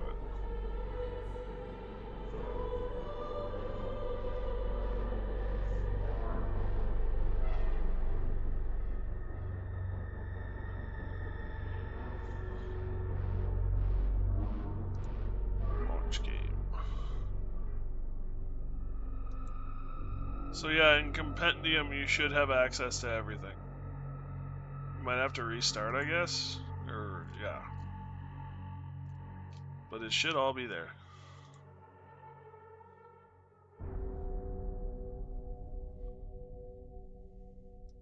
Unfortunately, most of the races can be found in the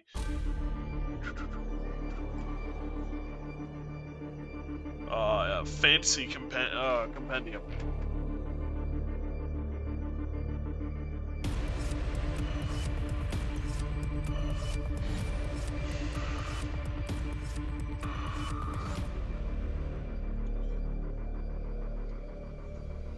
That's where I actually pulled all of them from. That's probably where you want to look for them.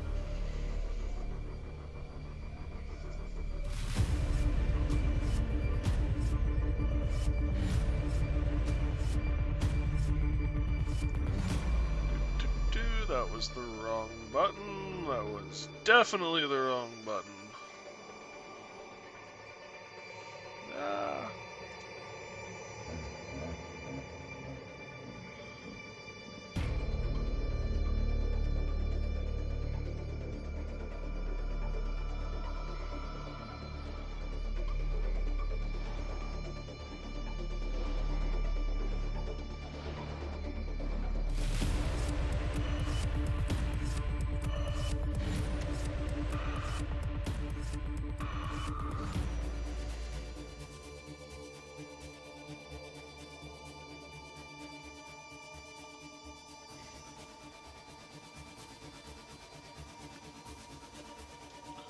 Too many things open on my computer, damn it.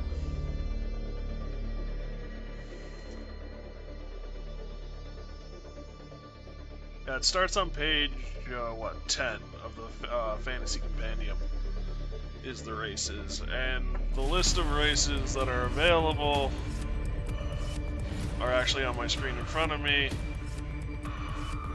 I'll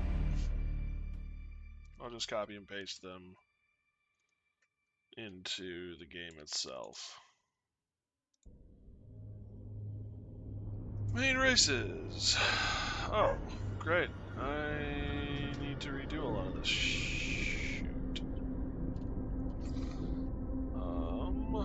Handout.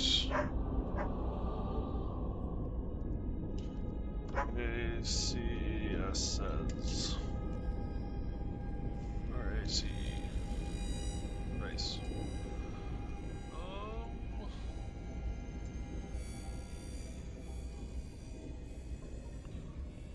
Tags.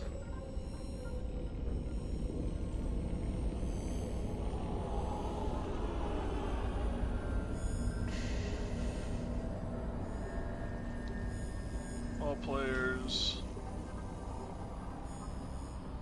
Choose a file. That's not what I want to do. Where does visible only?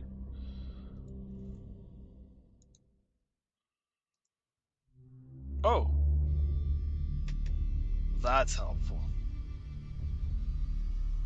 That is so frickin' helpful.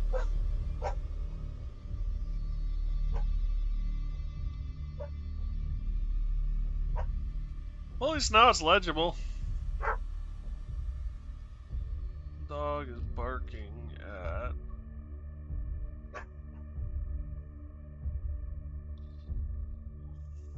Save changes. I hate it, but it works for the time being. Why won't you just work easily? So there should be a races note that you guys can access that's a pain in the ass to read, but at least it'll give you something quick and easy. Show to players, yep.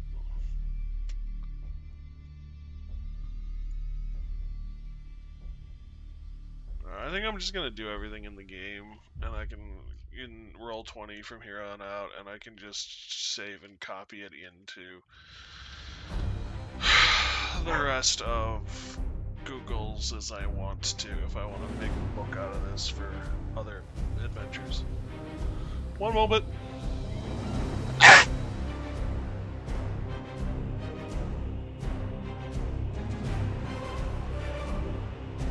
Okay, we're good.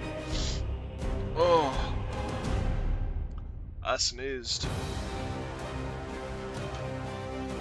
Oh, I dropped it. Save, don't lose that work. Yeah, fair enough.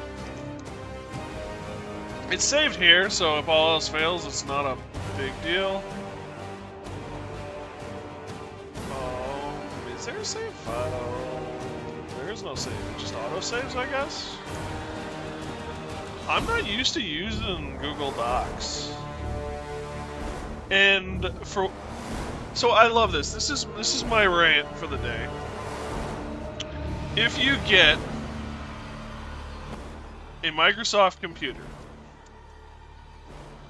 it comes with a paint tool with layers. For gosh darn damned sake, it's got layers to it. So you can put different layers of paint down. I'm going to build a map off of this later. Lily helped me find this. It's a paint tool.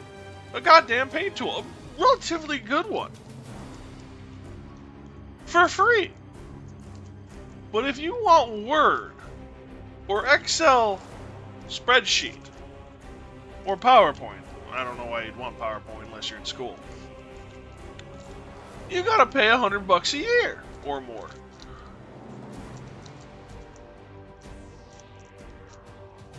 $25 a year. Incarnate? I'll have to look into it. I lived off of Excel spreadsheet. I did all of my storyboarding and all of my other stuff off of Excel spreadsheet. I used it more than Word, for God's sakes, because I could organize things in flowcharts and shit, or in charts and shit. But no, I have a brand new computer and 100 times better than what you can imagine. So is Incarnate? What is Incarnate exactly? Is it a typing program? Is it? I suppose I've got a computer in front of me.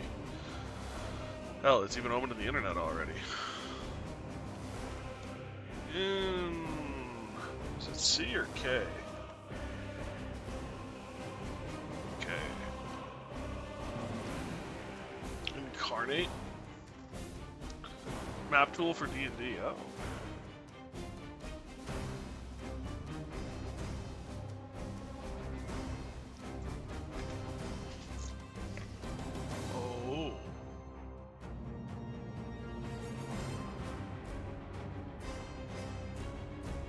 Oh.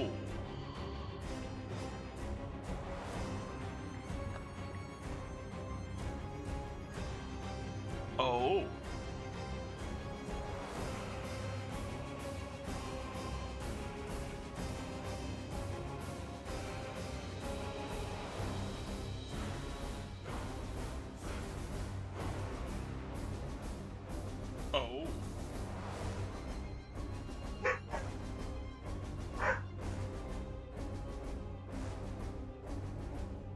Cartographer 3 for world maps. Well, this seems to have a pretty cool, like, world map building feature.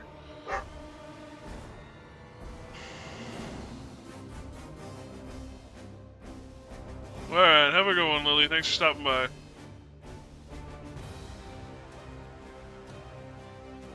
Yeah, it's good. This looks amazing.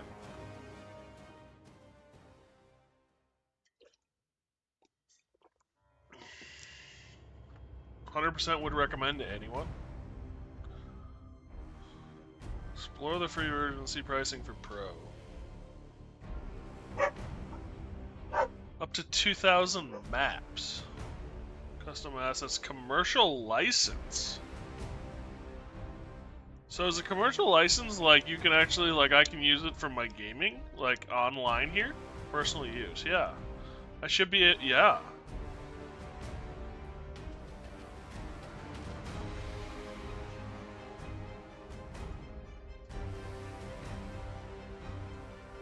So yeah, if I'm going to use this, I would have to go pro. Yearly or monthly. I couldn't do the free plan. You get 10 maps, yeah, but the problem is personal use versus commercial license. And everything I do here needs to be commercial license.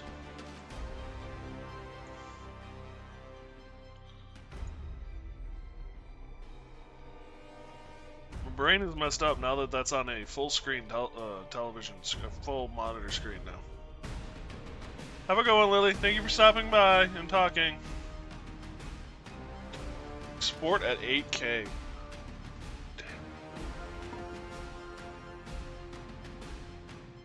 Look at everyone else's creations on the Discover page. Even like just this. That's amazing. This is like what I want.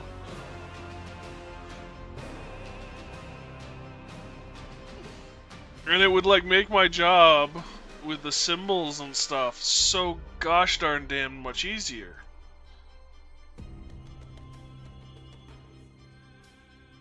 Oh, that's beautiful. Fighters Guild, nice. Mages Guild, East Gate. Wow, and then, okay, cool. Damn, and then I could make these maps here. Some of it's not going to be applicable.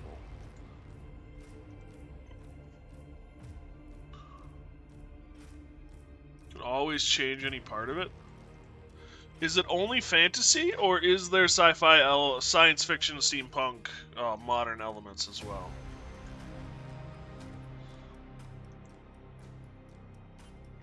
Cool.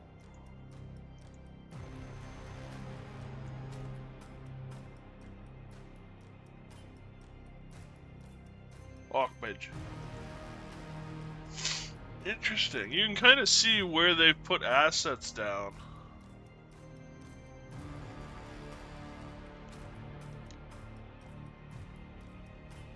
Iconasa? Iconasa? You can add your own assets too, yeah. Well, I'd have to find them. Oh, that's cool. Icons are being added, okay.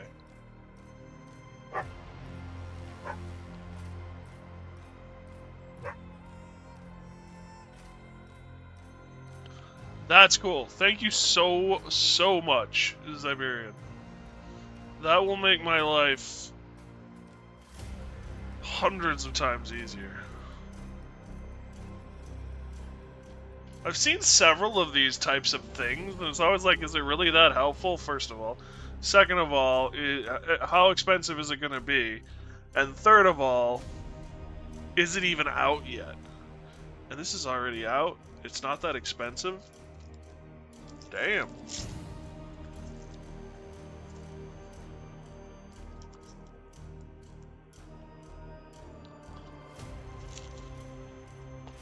I mean, 3D maps are nice.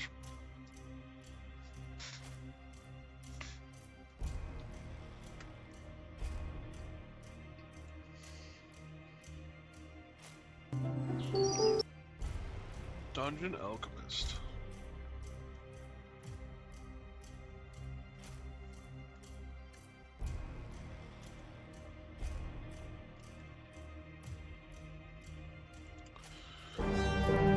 Dungeon Alchemist is an AI-powered map-making application that allows... Early access still, which is frustrating / concerning.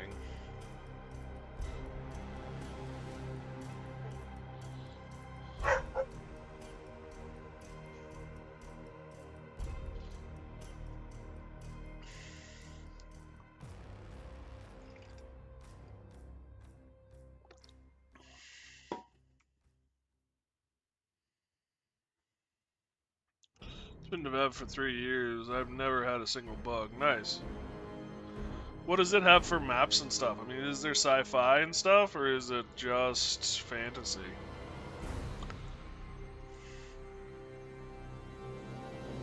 allows you to make amazing maps in just a few clicks. You can then easily print these maps and use them in your role-playing games. Or you can import them into your favorite VTT with walls and lights configured for you. Here's how it works. First, choose a terrain for your map. Then pick a theme. How about an old school crypt? Or maybe an abandoned mansion? Just start drawing rooms, and Dungeon Alchemist will place all the walls, floors, doors, objects, and lights for you. Each new room is generated on the fly and is completely unique. Yeah, we do all the grunt work for you, so you can focus on creating. Changed your mind? No problem. Swap out the theme of an entire room with a single click. Is it a garden? Nope, it's a hovel. And now it's a tent. Everything in Dungeon Alchemist can be adjusted. Release your interior decorator and go wild. Recolor potions, mess with the light. Set the house ablaze. In Dungeon Alchemist, you are the artist. Bring in your own content and really personalize your world. Dungeon Alchemist comes with thousands of unique assets, each lovingly crafted to suit your adventuring needs. Create a glowing mushroom forest light up your abandoned temple, or stuff your room to the brim with pillows. Build an entire world in seconds and reshape reality to your heart's content. Once you're happy, bring your world to life and explore your map through your player's eyes. Is that on this too, or is that online? Come along with us and let Dungeon...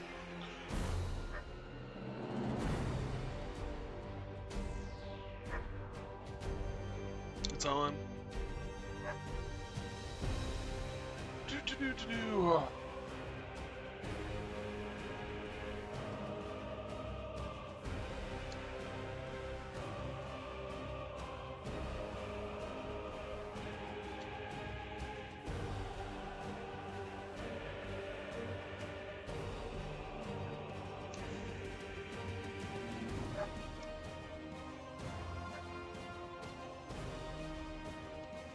Campaign Cartographer 3?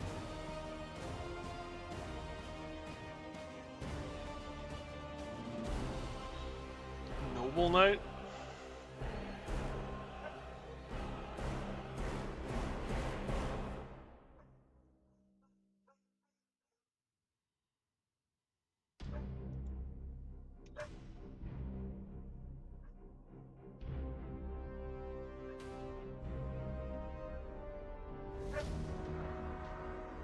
How old is it?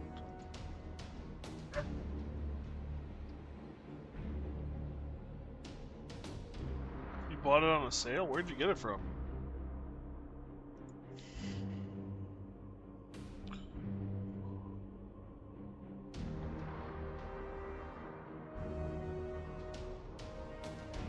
$19.93, damn. Discord link for later. It has 30 sites, yeah. Windows map creation program created by Pro Fantasy Software originally in 1993. Got it on Humble. Humble's a reliable source. I've got a couple of Humble bundle things.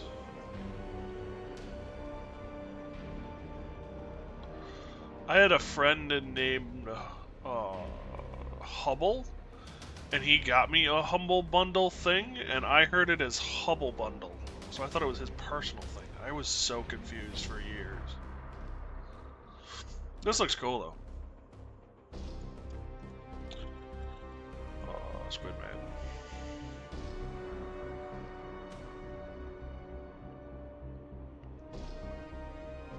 Boink, boink. So I gotta redo the races here. This is an old project that actually I've worked on stream before. And then I gutted. I actually copied and pasted, so it still exists in the ether. But it's got a lot of background work that I can rip from.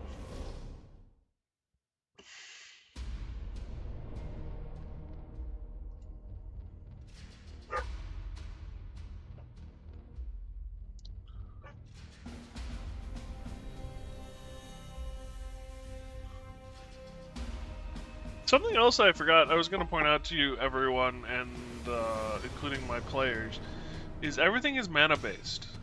So spells that disrupt spells, Arcan Forge, is entirely sci-fi map stuff. Interesting. Anyway, any spells like Counterspell or in Savage Worlds, like you can actually do it as a field instead of an instant, would affect things like airships, trains, cars, your weapons.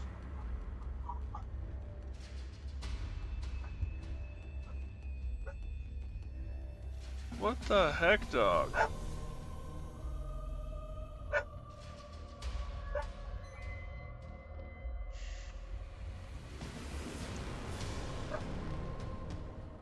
Everything is mana based. A good old package of black powder would beg to differ.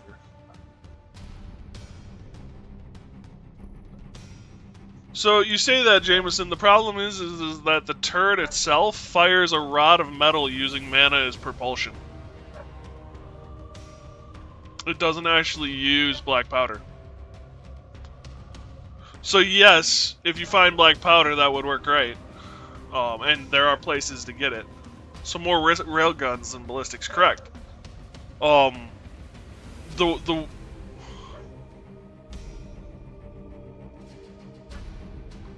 Just one moment, guys. I gotta deal with the dog. He's going ballistic, and I don't know why.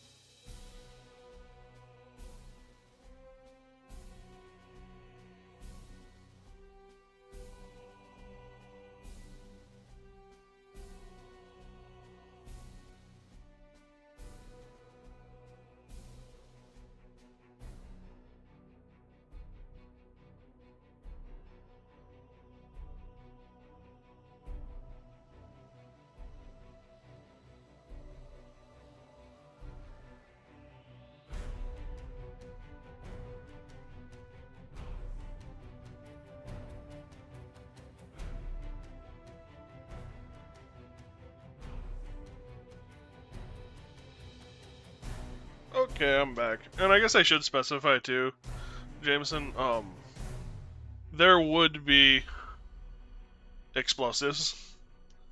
You have a fair point. That would exist. It's just all the weapons are, all the ranged weaponry is mana based, like a railgun.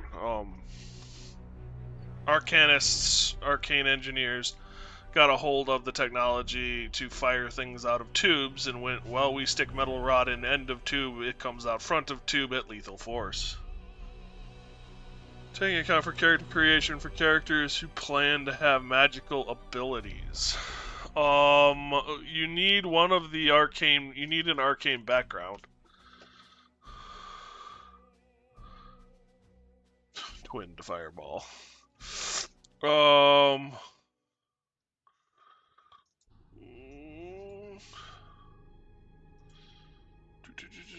Arcane background. I think it's arcane background.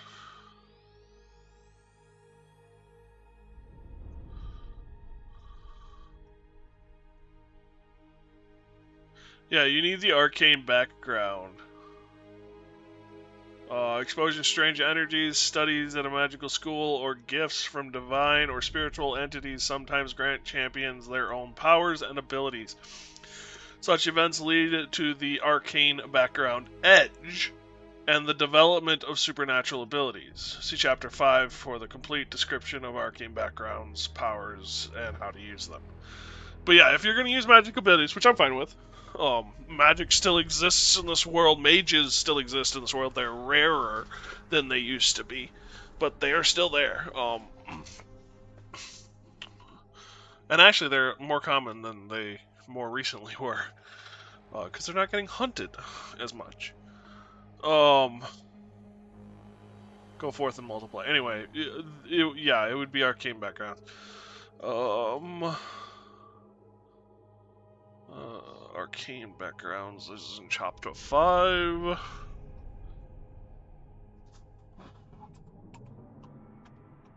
Powers? I believe that's it. Here we go. Arcane backgrounds. Cyber power has blah blah blah blah blah blah blah.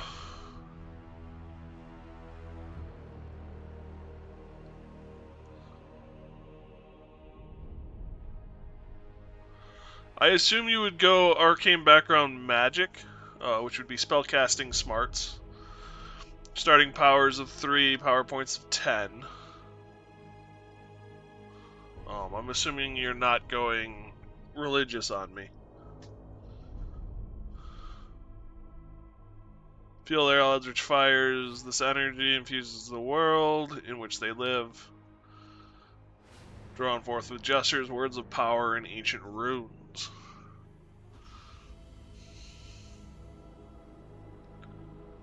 I worship the holy explosion.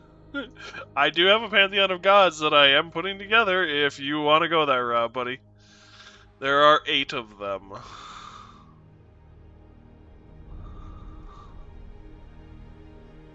Fire, earth, wind, water, light, dark, oblivion, and existence.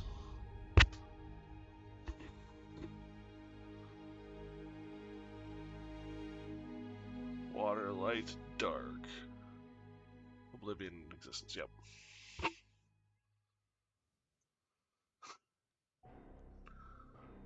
Megumin? I don't know that. I don't know that reference.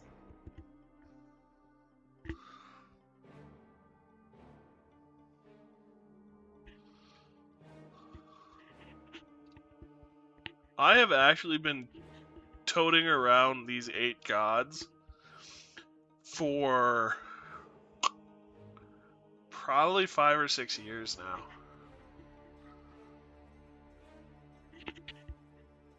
Damn, it's probably been at least 5 or 6 years.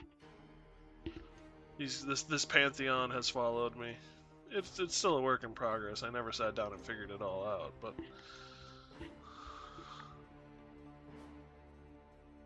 the djinns help figure out some of it, thankfully.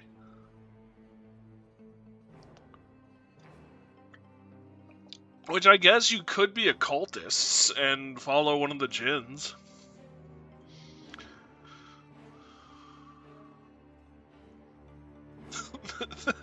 and not all djinns are evil, so you wouldn't have to be an evil cultist, but you would be considered a cultist. Instead of one of the original faith. That's actually kind of funny.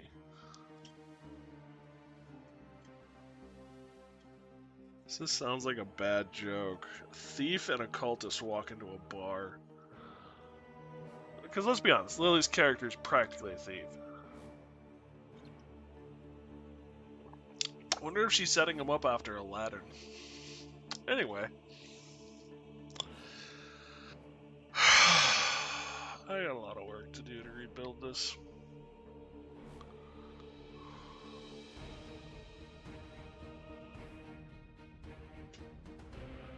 I don't wanna, but I have to. You're mainly stun baton.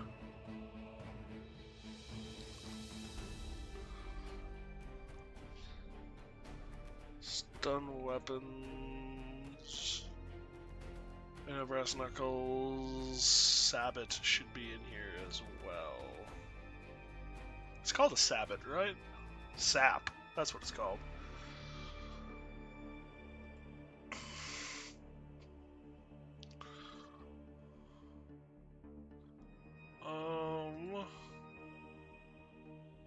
Adro blow. Megamoon for president. Sap. These would actually be really expensive. This would also probably be a strength plus D4.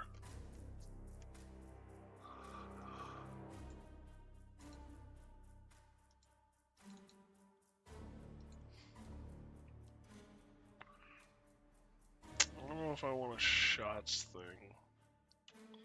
There wouldn't be on this. I don't know if there would be on the other though either.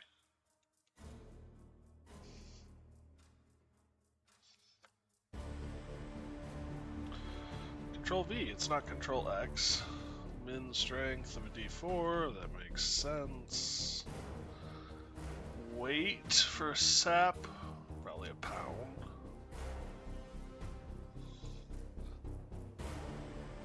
Cost, I mean it's a wooden stick coated in leather, right?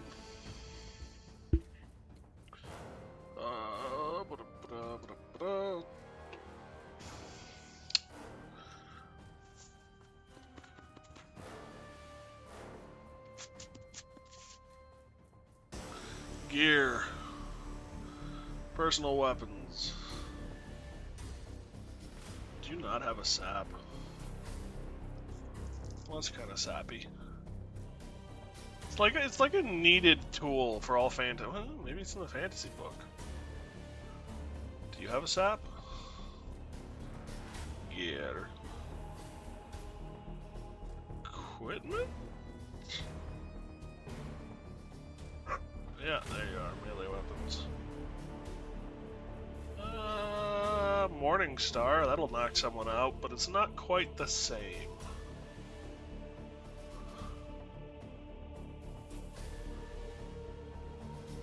Barbed and tooth weapons is not what we're looking for.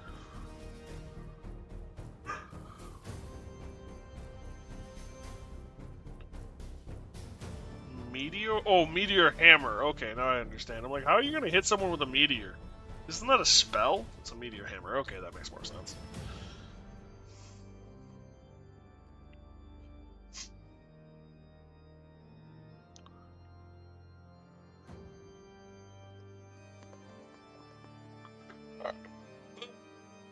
We'll see. D&D should have a sap. Might have to go to Pathfinder, I guess.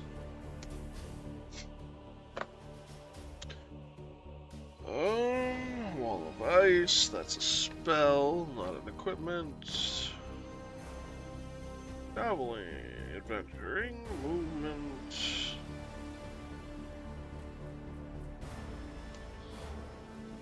Dungeons. Feats. I've gone too far. Trade goods. Maybe I haven't. Maybe I haven't. I've gone too far. Customization options. Where doth the weaponeth be?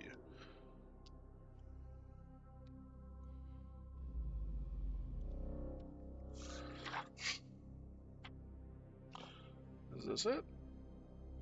Nope. Is this it?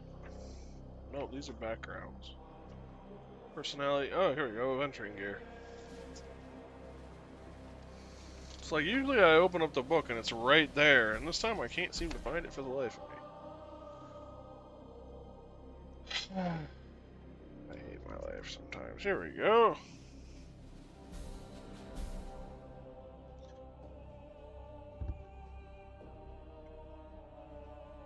They don't have a sap here either. I guess one-armed strike, but that's... I'm looking for pricing on a sap.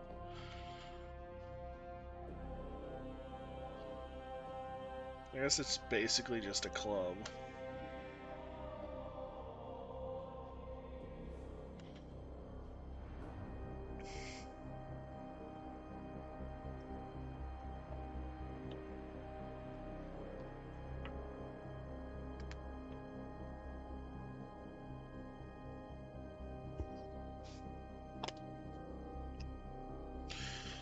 Pathfinder, do you have it? Oh man, I'm digging for this. No, no, lightsaber, don't go! Okay, we're good. Lightsaber. Find a more suitable place for this. Ace, I love you dearly, dog. Go piss off.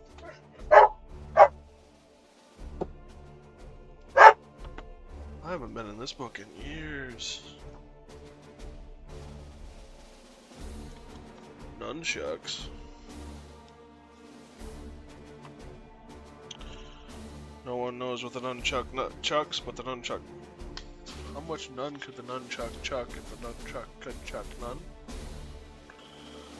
Wow, I'm a little worried about my mind sometimes. Oh.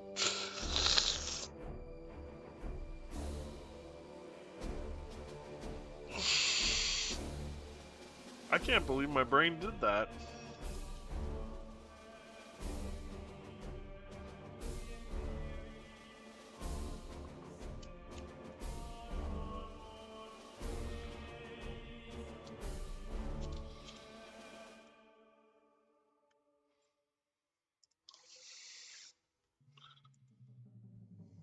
There's a lot of really cool weapons that I didn't know were in this.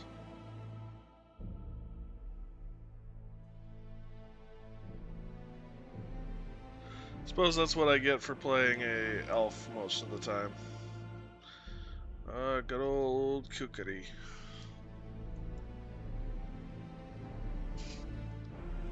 Dwarven War Axe. Okay, so I don't know where I found sap.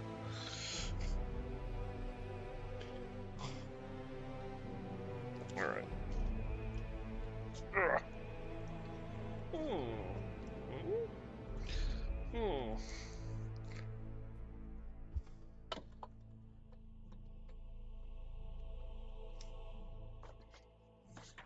That goes there. The dog is so damn jumpy that if a bug decided to hop out of the woods, it would work. Right now I'm just gonna put 15. I haven't even really figured out finances. I should figure out money and how I want to do money.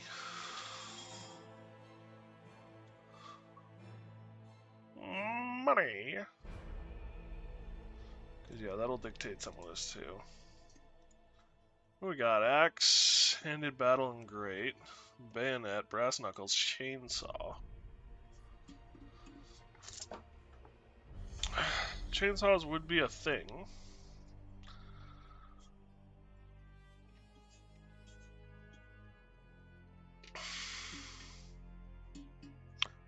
Am I making up sap?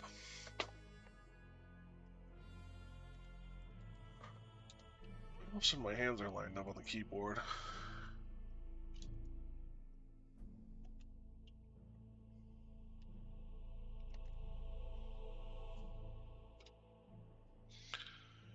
AVON.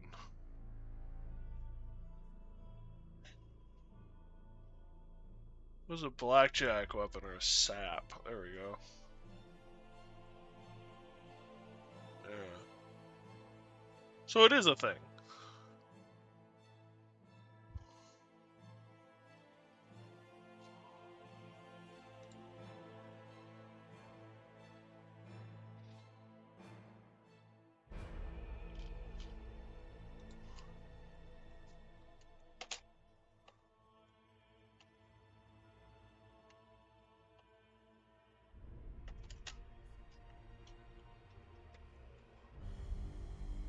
Savage World, Snapfire rules. That's not what we're looking for.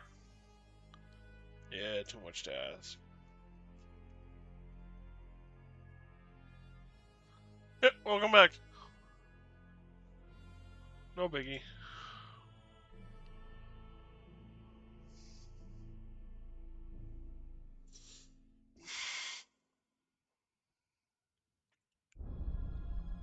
Dagger knife, flail, halberd, katana, lance, mace, small,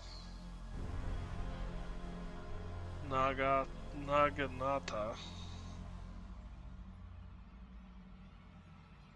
pike, rapier, spear, staff, survival knife, sword, great, long, short, and the warhammer.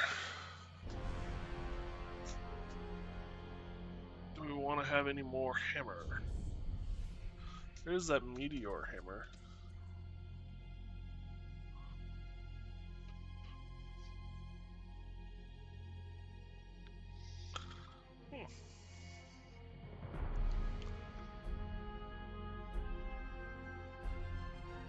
Oh, here we go.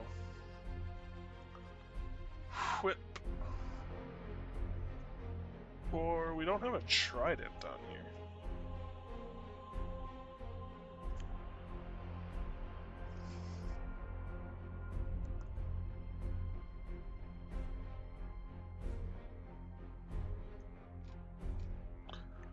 I don't know what I was doing or where I was getting these prices from, but it makes no gosh darn damn sense.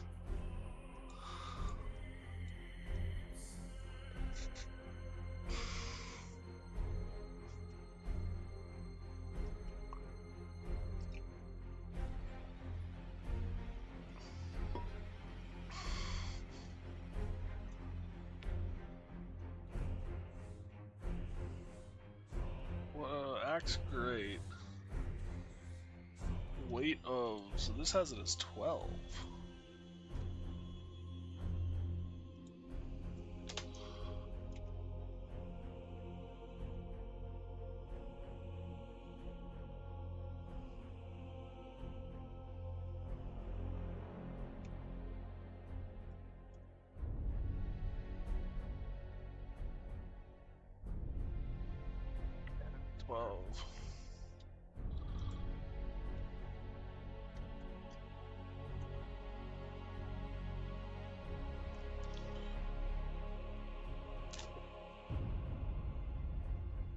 How off the reservation do I want to go with currency? Because I'm betting all of this is just gold. 6 gold, 10 gold, 20 gold, 1 gold, so on and so forth.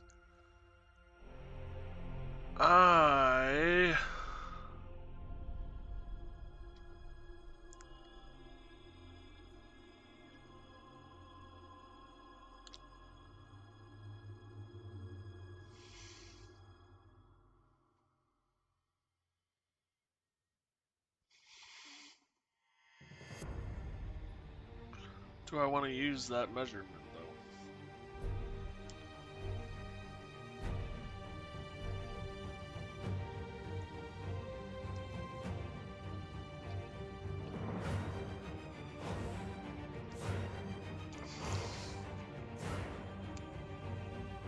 Phew. So traditionally I like to use a gold, silver, copper system. But it's a copper piece, copper plate, silver piece, silver plate, gold piece, gold plate. Oh. I should make coppers more or less your cents. 1 cent is a copper piece, 10 cents is a copper plate.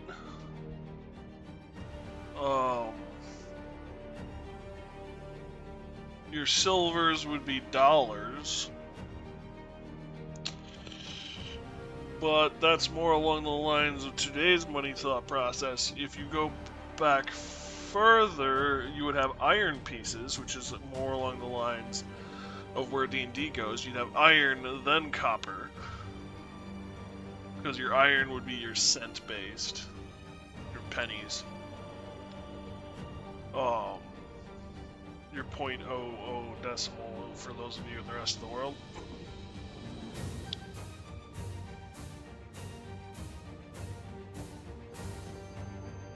I like copper pieces, copper plate, pieces and plate, but it gets more confusing. Because with the silver, copper, silver, gold, it just becomes things of 10. If you add plates and pieces, it becomes hundreds.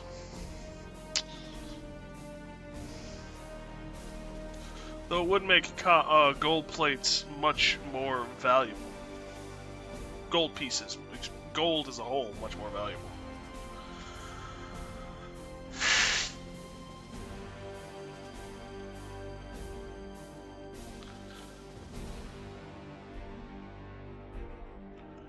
So, what do I want to do?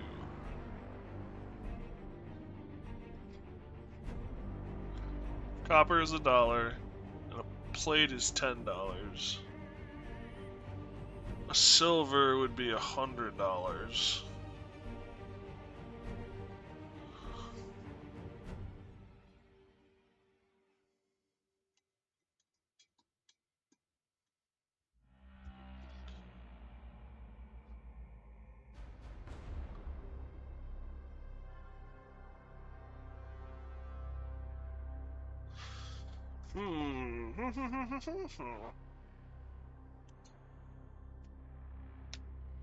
I kinda like that.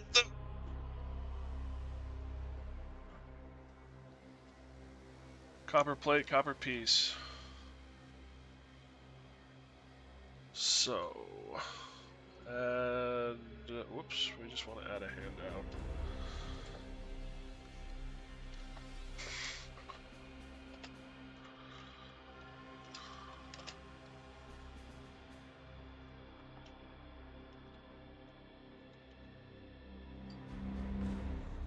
Gold.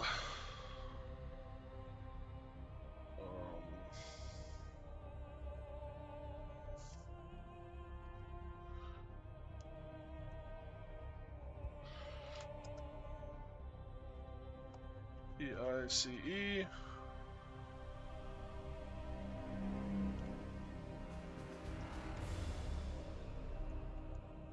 Coin. PLAT.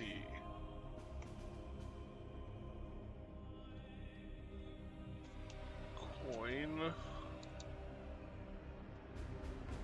PLAT. Should be TE, right?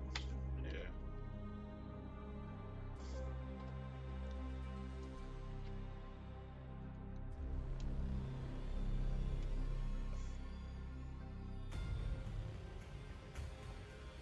Coin.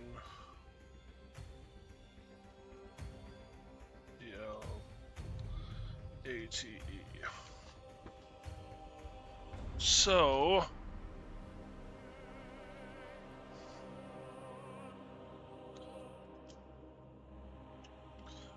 this becomes IC, IP,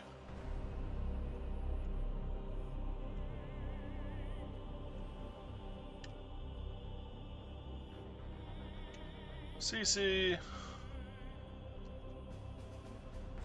CP.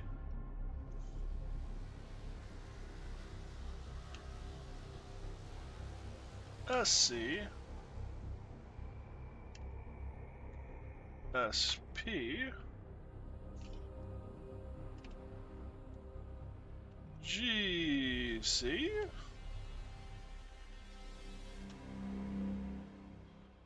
GP.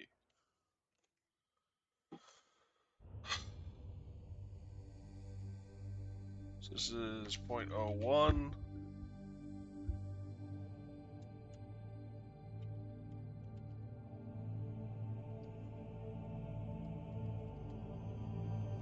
Oh, 0.1. 1.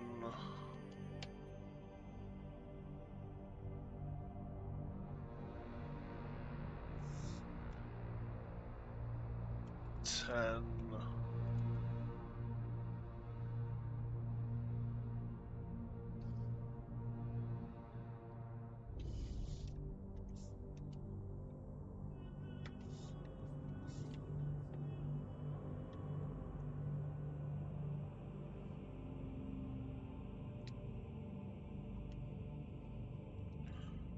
100.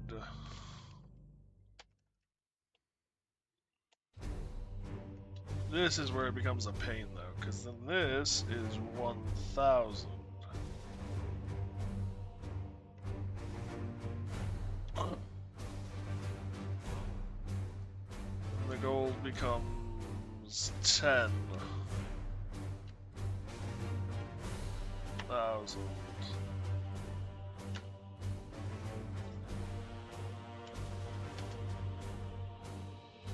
And 100.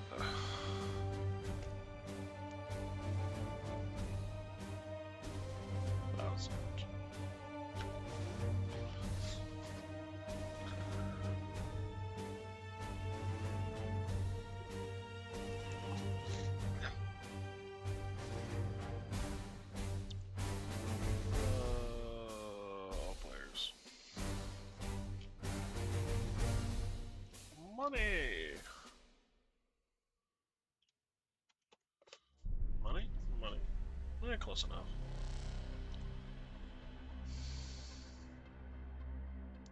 Good.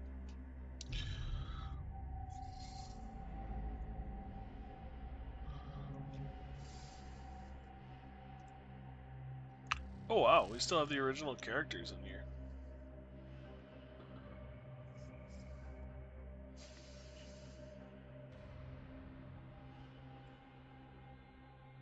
I didn't realize I hadn't gotten rid of those.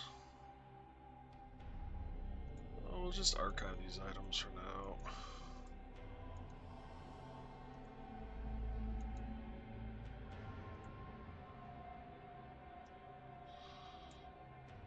Character.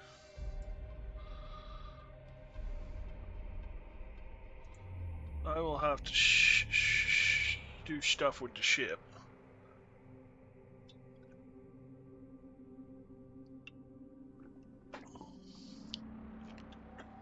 Fudge. Alright. So magical tool that can stun people would cost... Oh, I can't edit it in this form. Durr.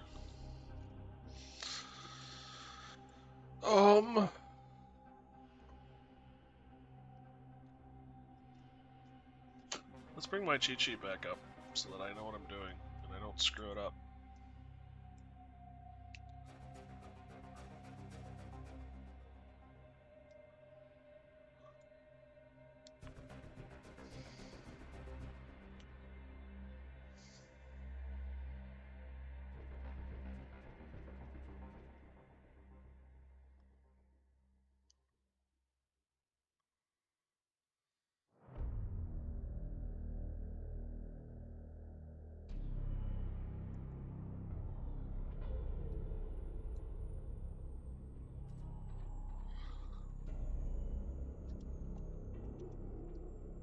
So this should be 25 CP. Copper plate.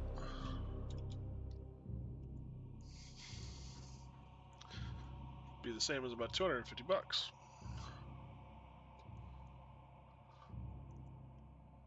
Whereas the sap I could see as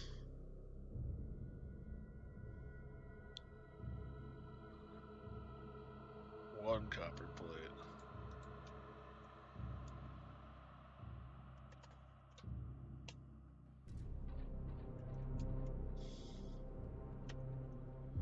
Think anyone will get confused?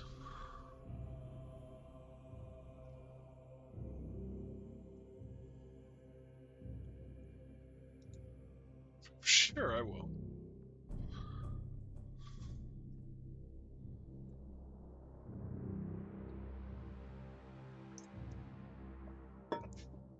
Alright, that's enough Warhammer 40k music. What do we want to listen to? Cradle of Humanity soundtrack?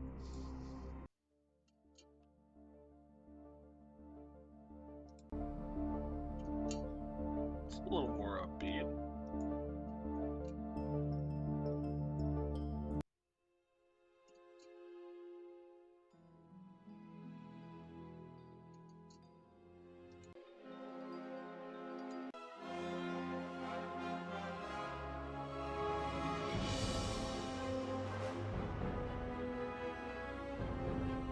Your traditional let's go exploring music.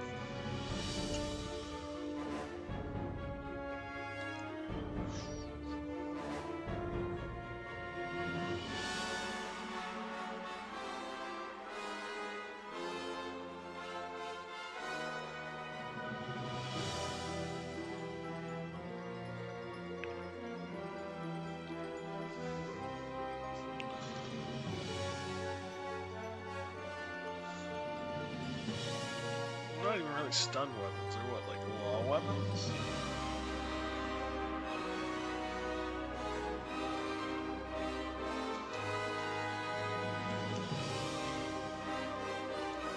Enforcer weapons?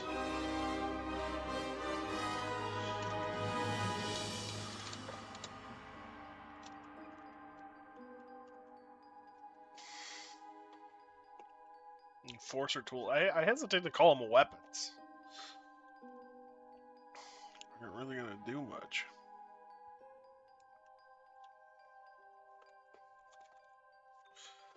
They are technically used mainly by technically weapons.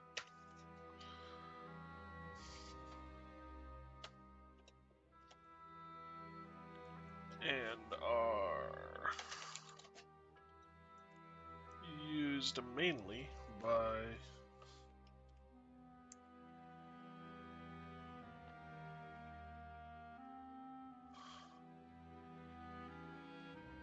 law enforcement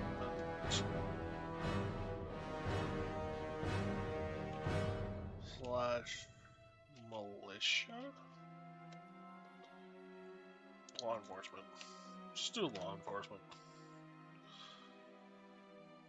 Save changes.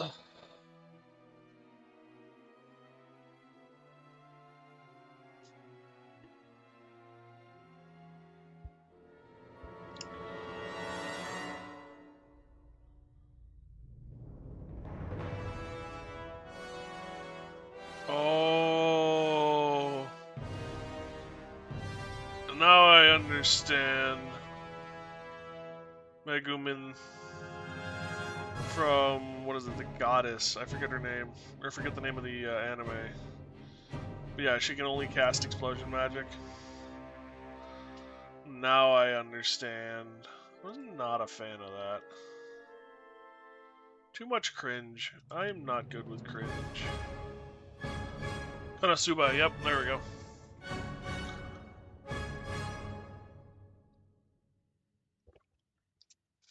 I don't know, my head always goes back to her being locked in the cage with the crocodiles outside of it while she purifies the water source.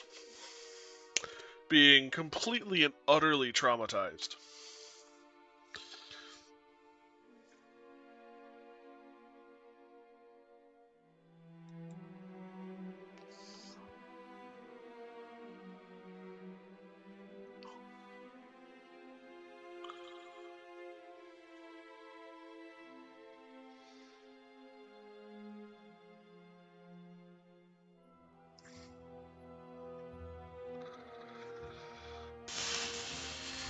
I'm gonna have to figure out this financial shit, which I hate. I hate pricing shit.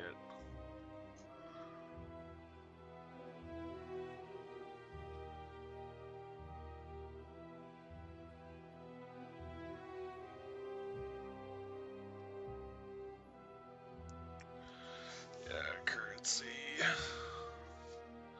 Costs are listed in GP or gold pieces.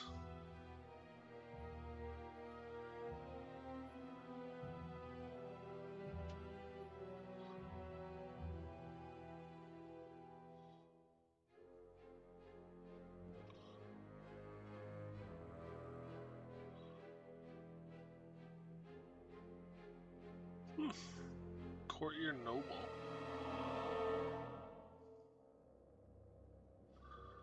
Courtiers are expensive.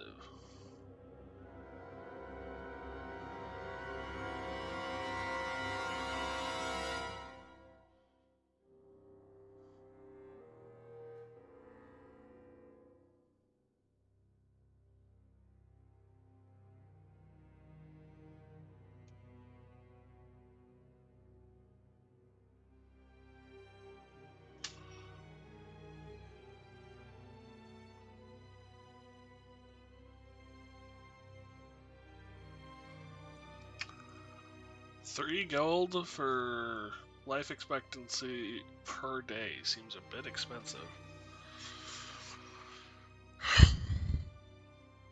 At least not in this system. This system is completely broken. If you that's not how you spend money for life. I wish I had that kind of money.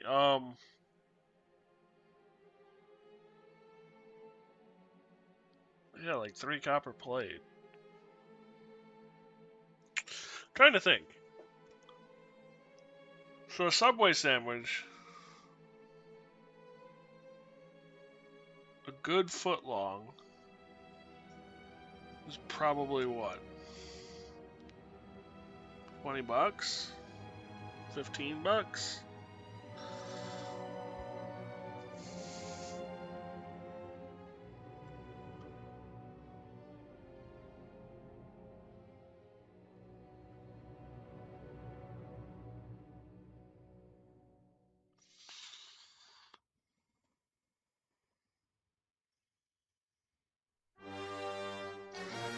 I feel that, yeah, the system works pretty good. If gold coins start getting whipped out, you know you're in trouble.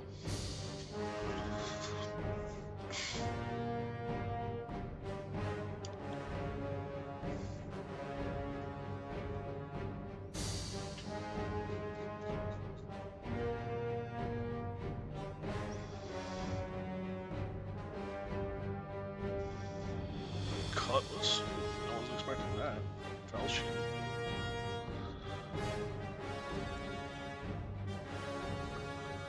Man catcher? Damn. They have a man catcher in here. I might have to add that to the list. We don't have a man catcher. Why don't I have a man catcher? If I'm being honest, I'd rather have a woman catcher considering I've been alone my whole life, but what the hell. Bad joke, I know, I couldn't resist. 3/4 staff. Thank you, Daffy Duck.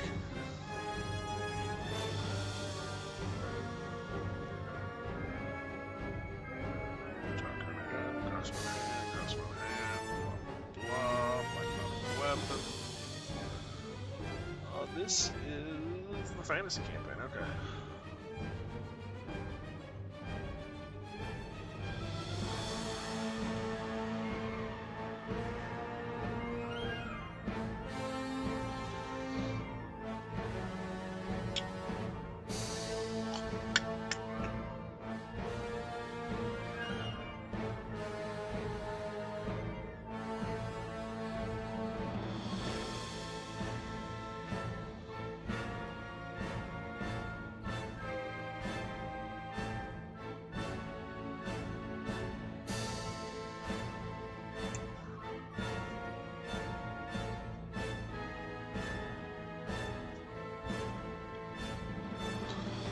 here's a question.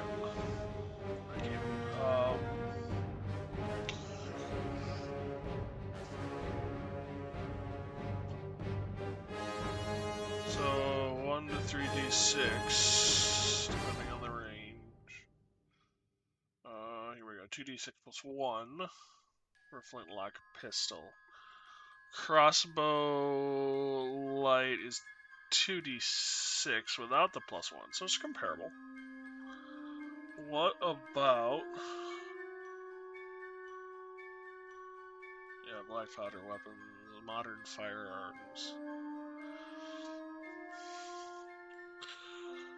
Derringer is 2d4. Police revolver is 2d6. Colt Peacemaker is 2d6 plus 1. Smith & Wesson is 2d6 plus 1. Desert Eagle is 2d8. A Ruger 22 is 2d4, yeah. So yeah, it's comparable.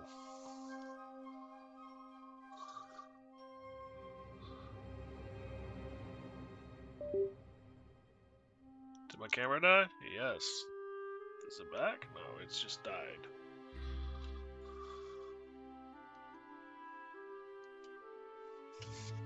I tried to come back to life. Oh, this is gonna take a lot of work.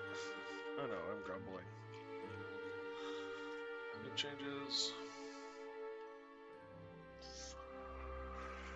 Alright, I think I'm gonna wrap it up here for tonight. It's getting kind of late.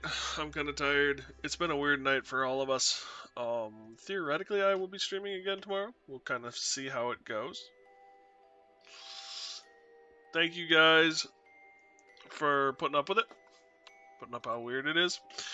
And for helping me work my brain around some of this. Thank you, Ziberian, so much for all of your assistance and suggestions and stuff. Yeah, thank you guys so much. I really do appreciate it. Discord is, like always, open to you guys. We'd love to have you. Links in the About Me page, or feel free to ask the bot.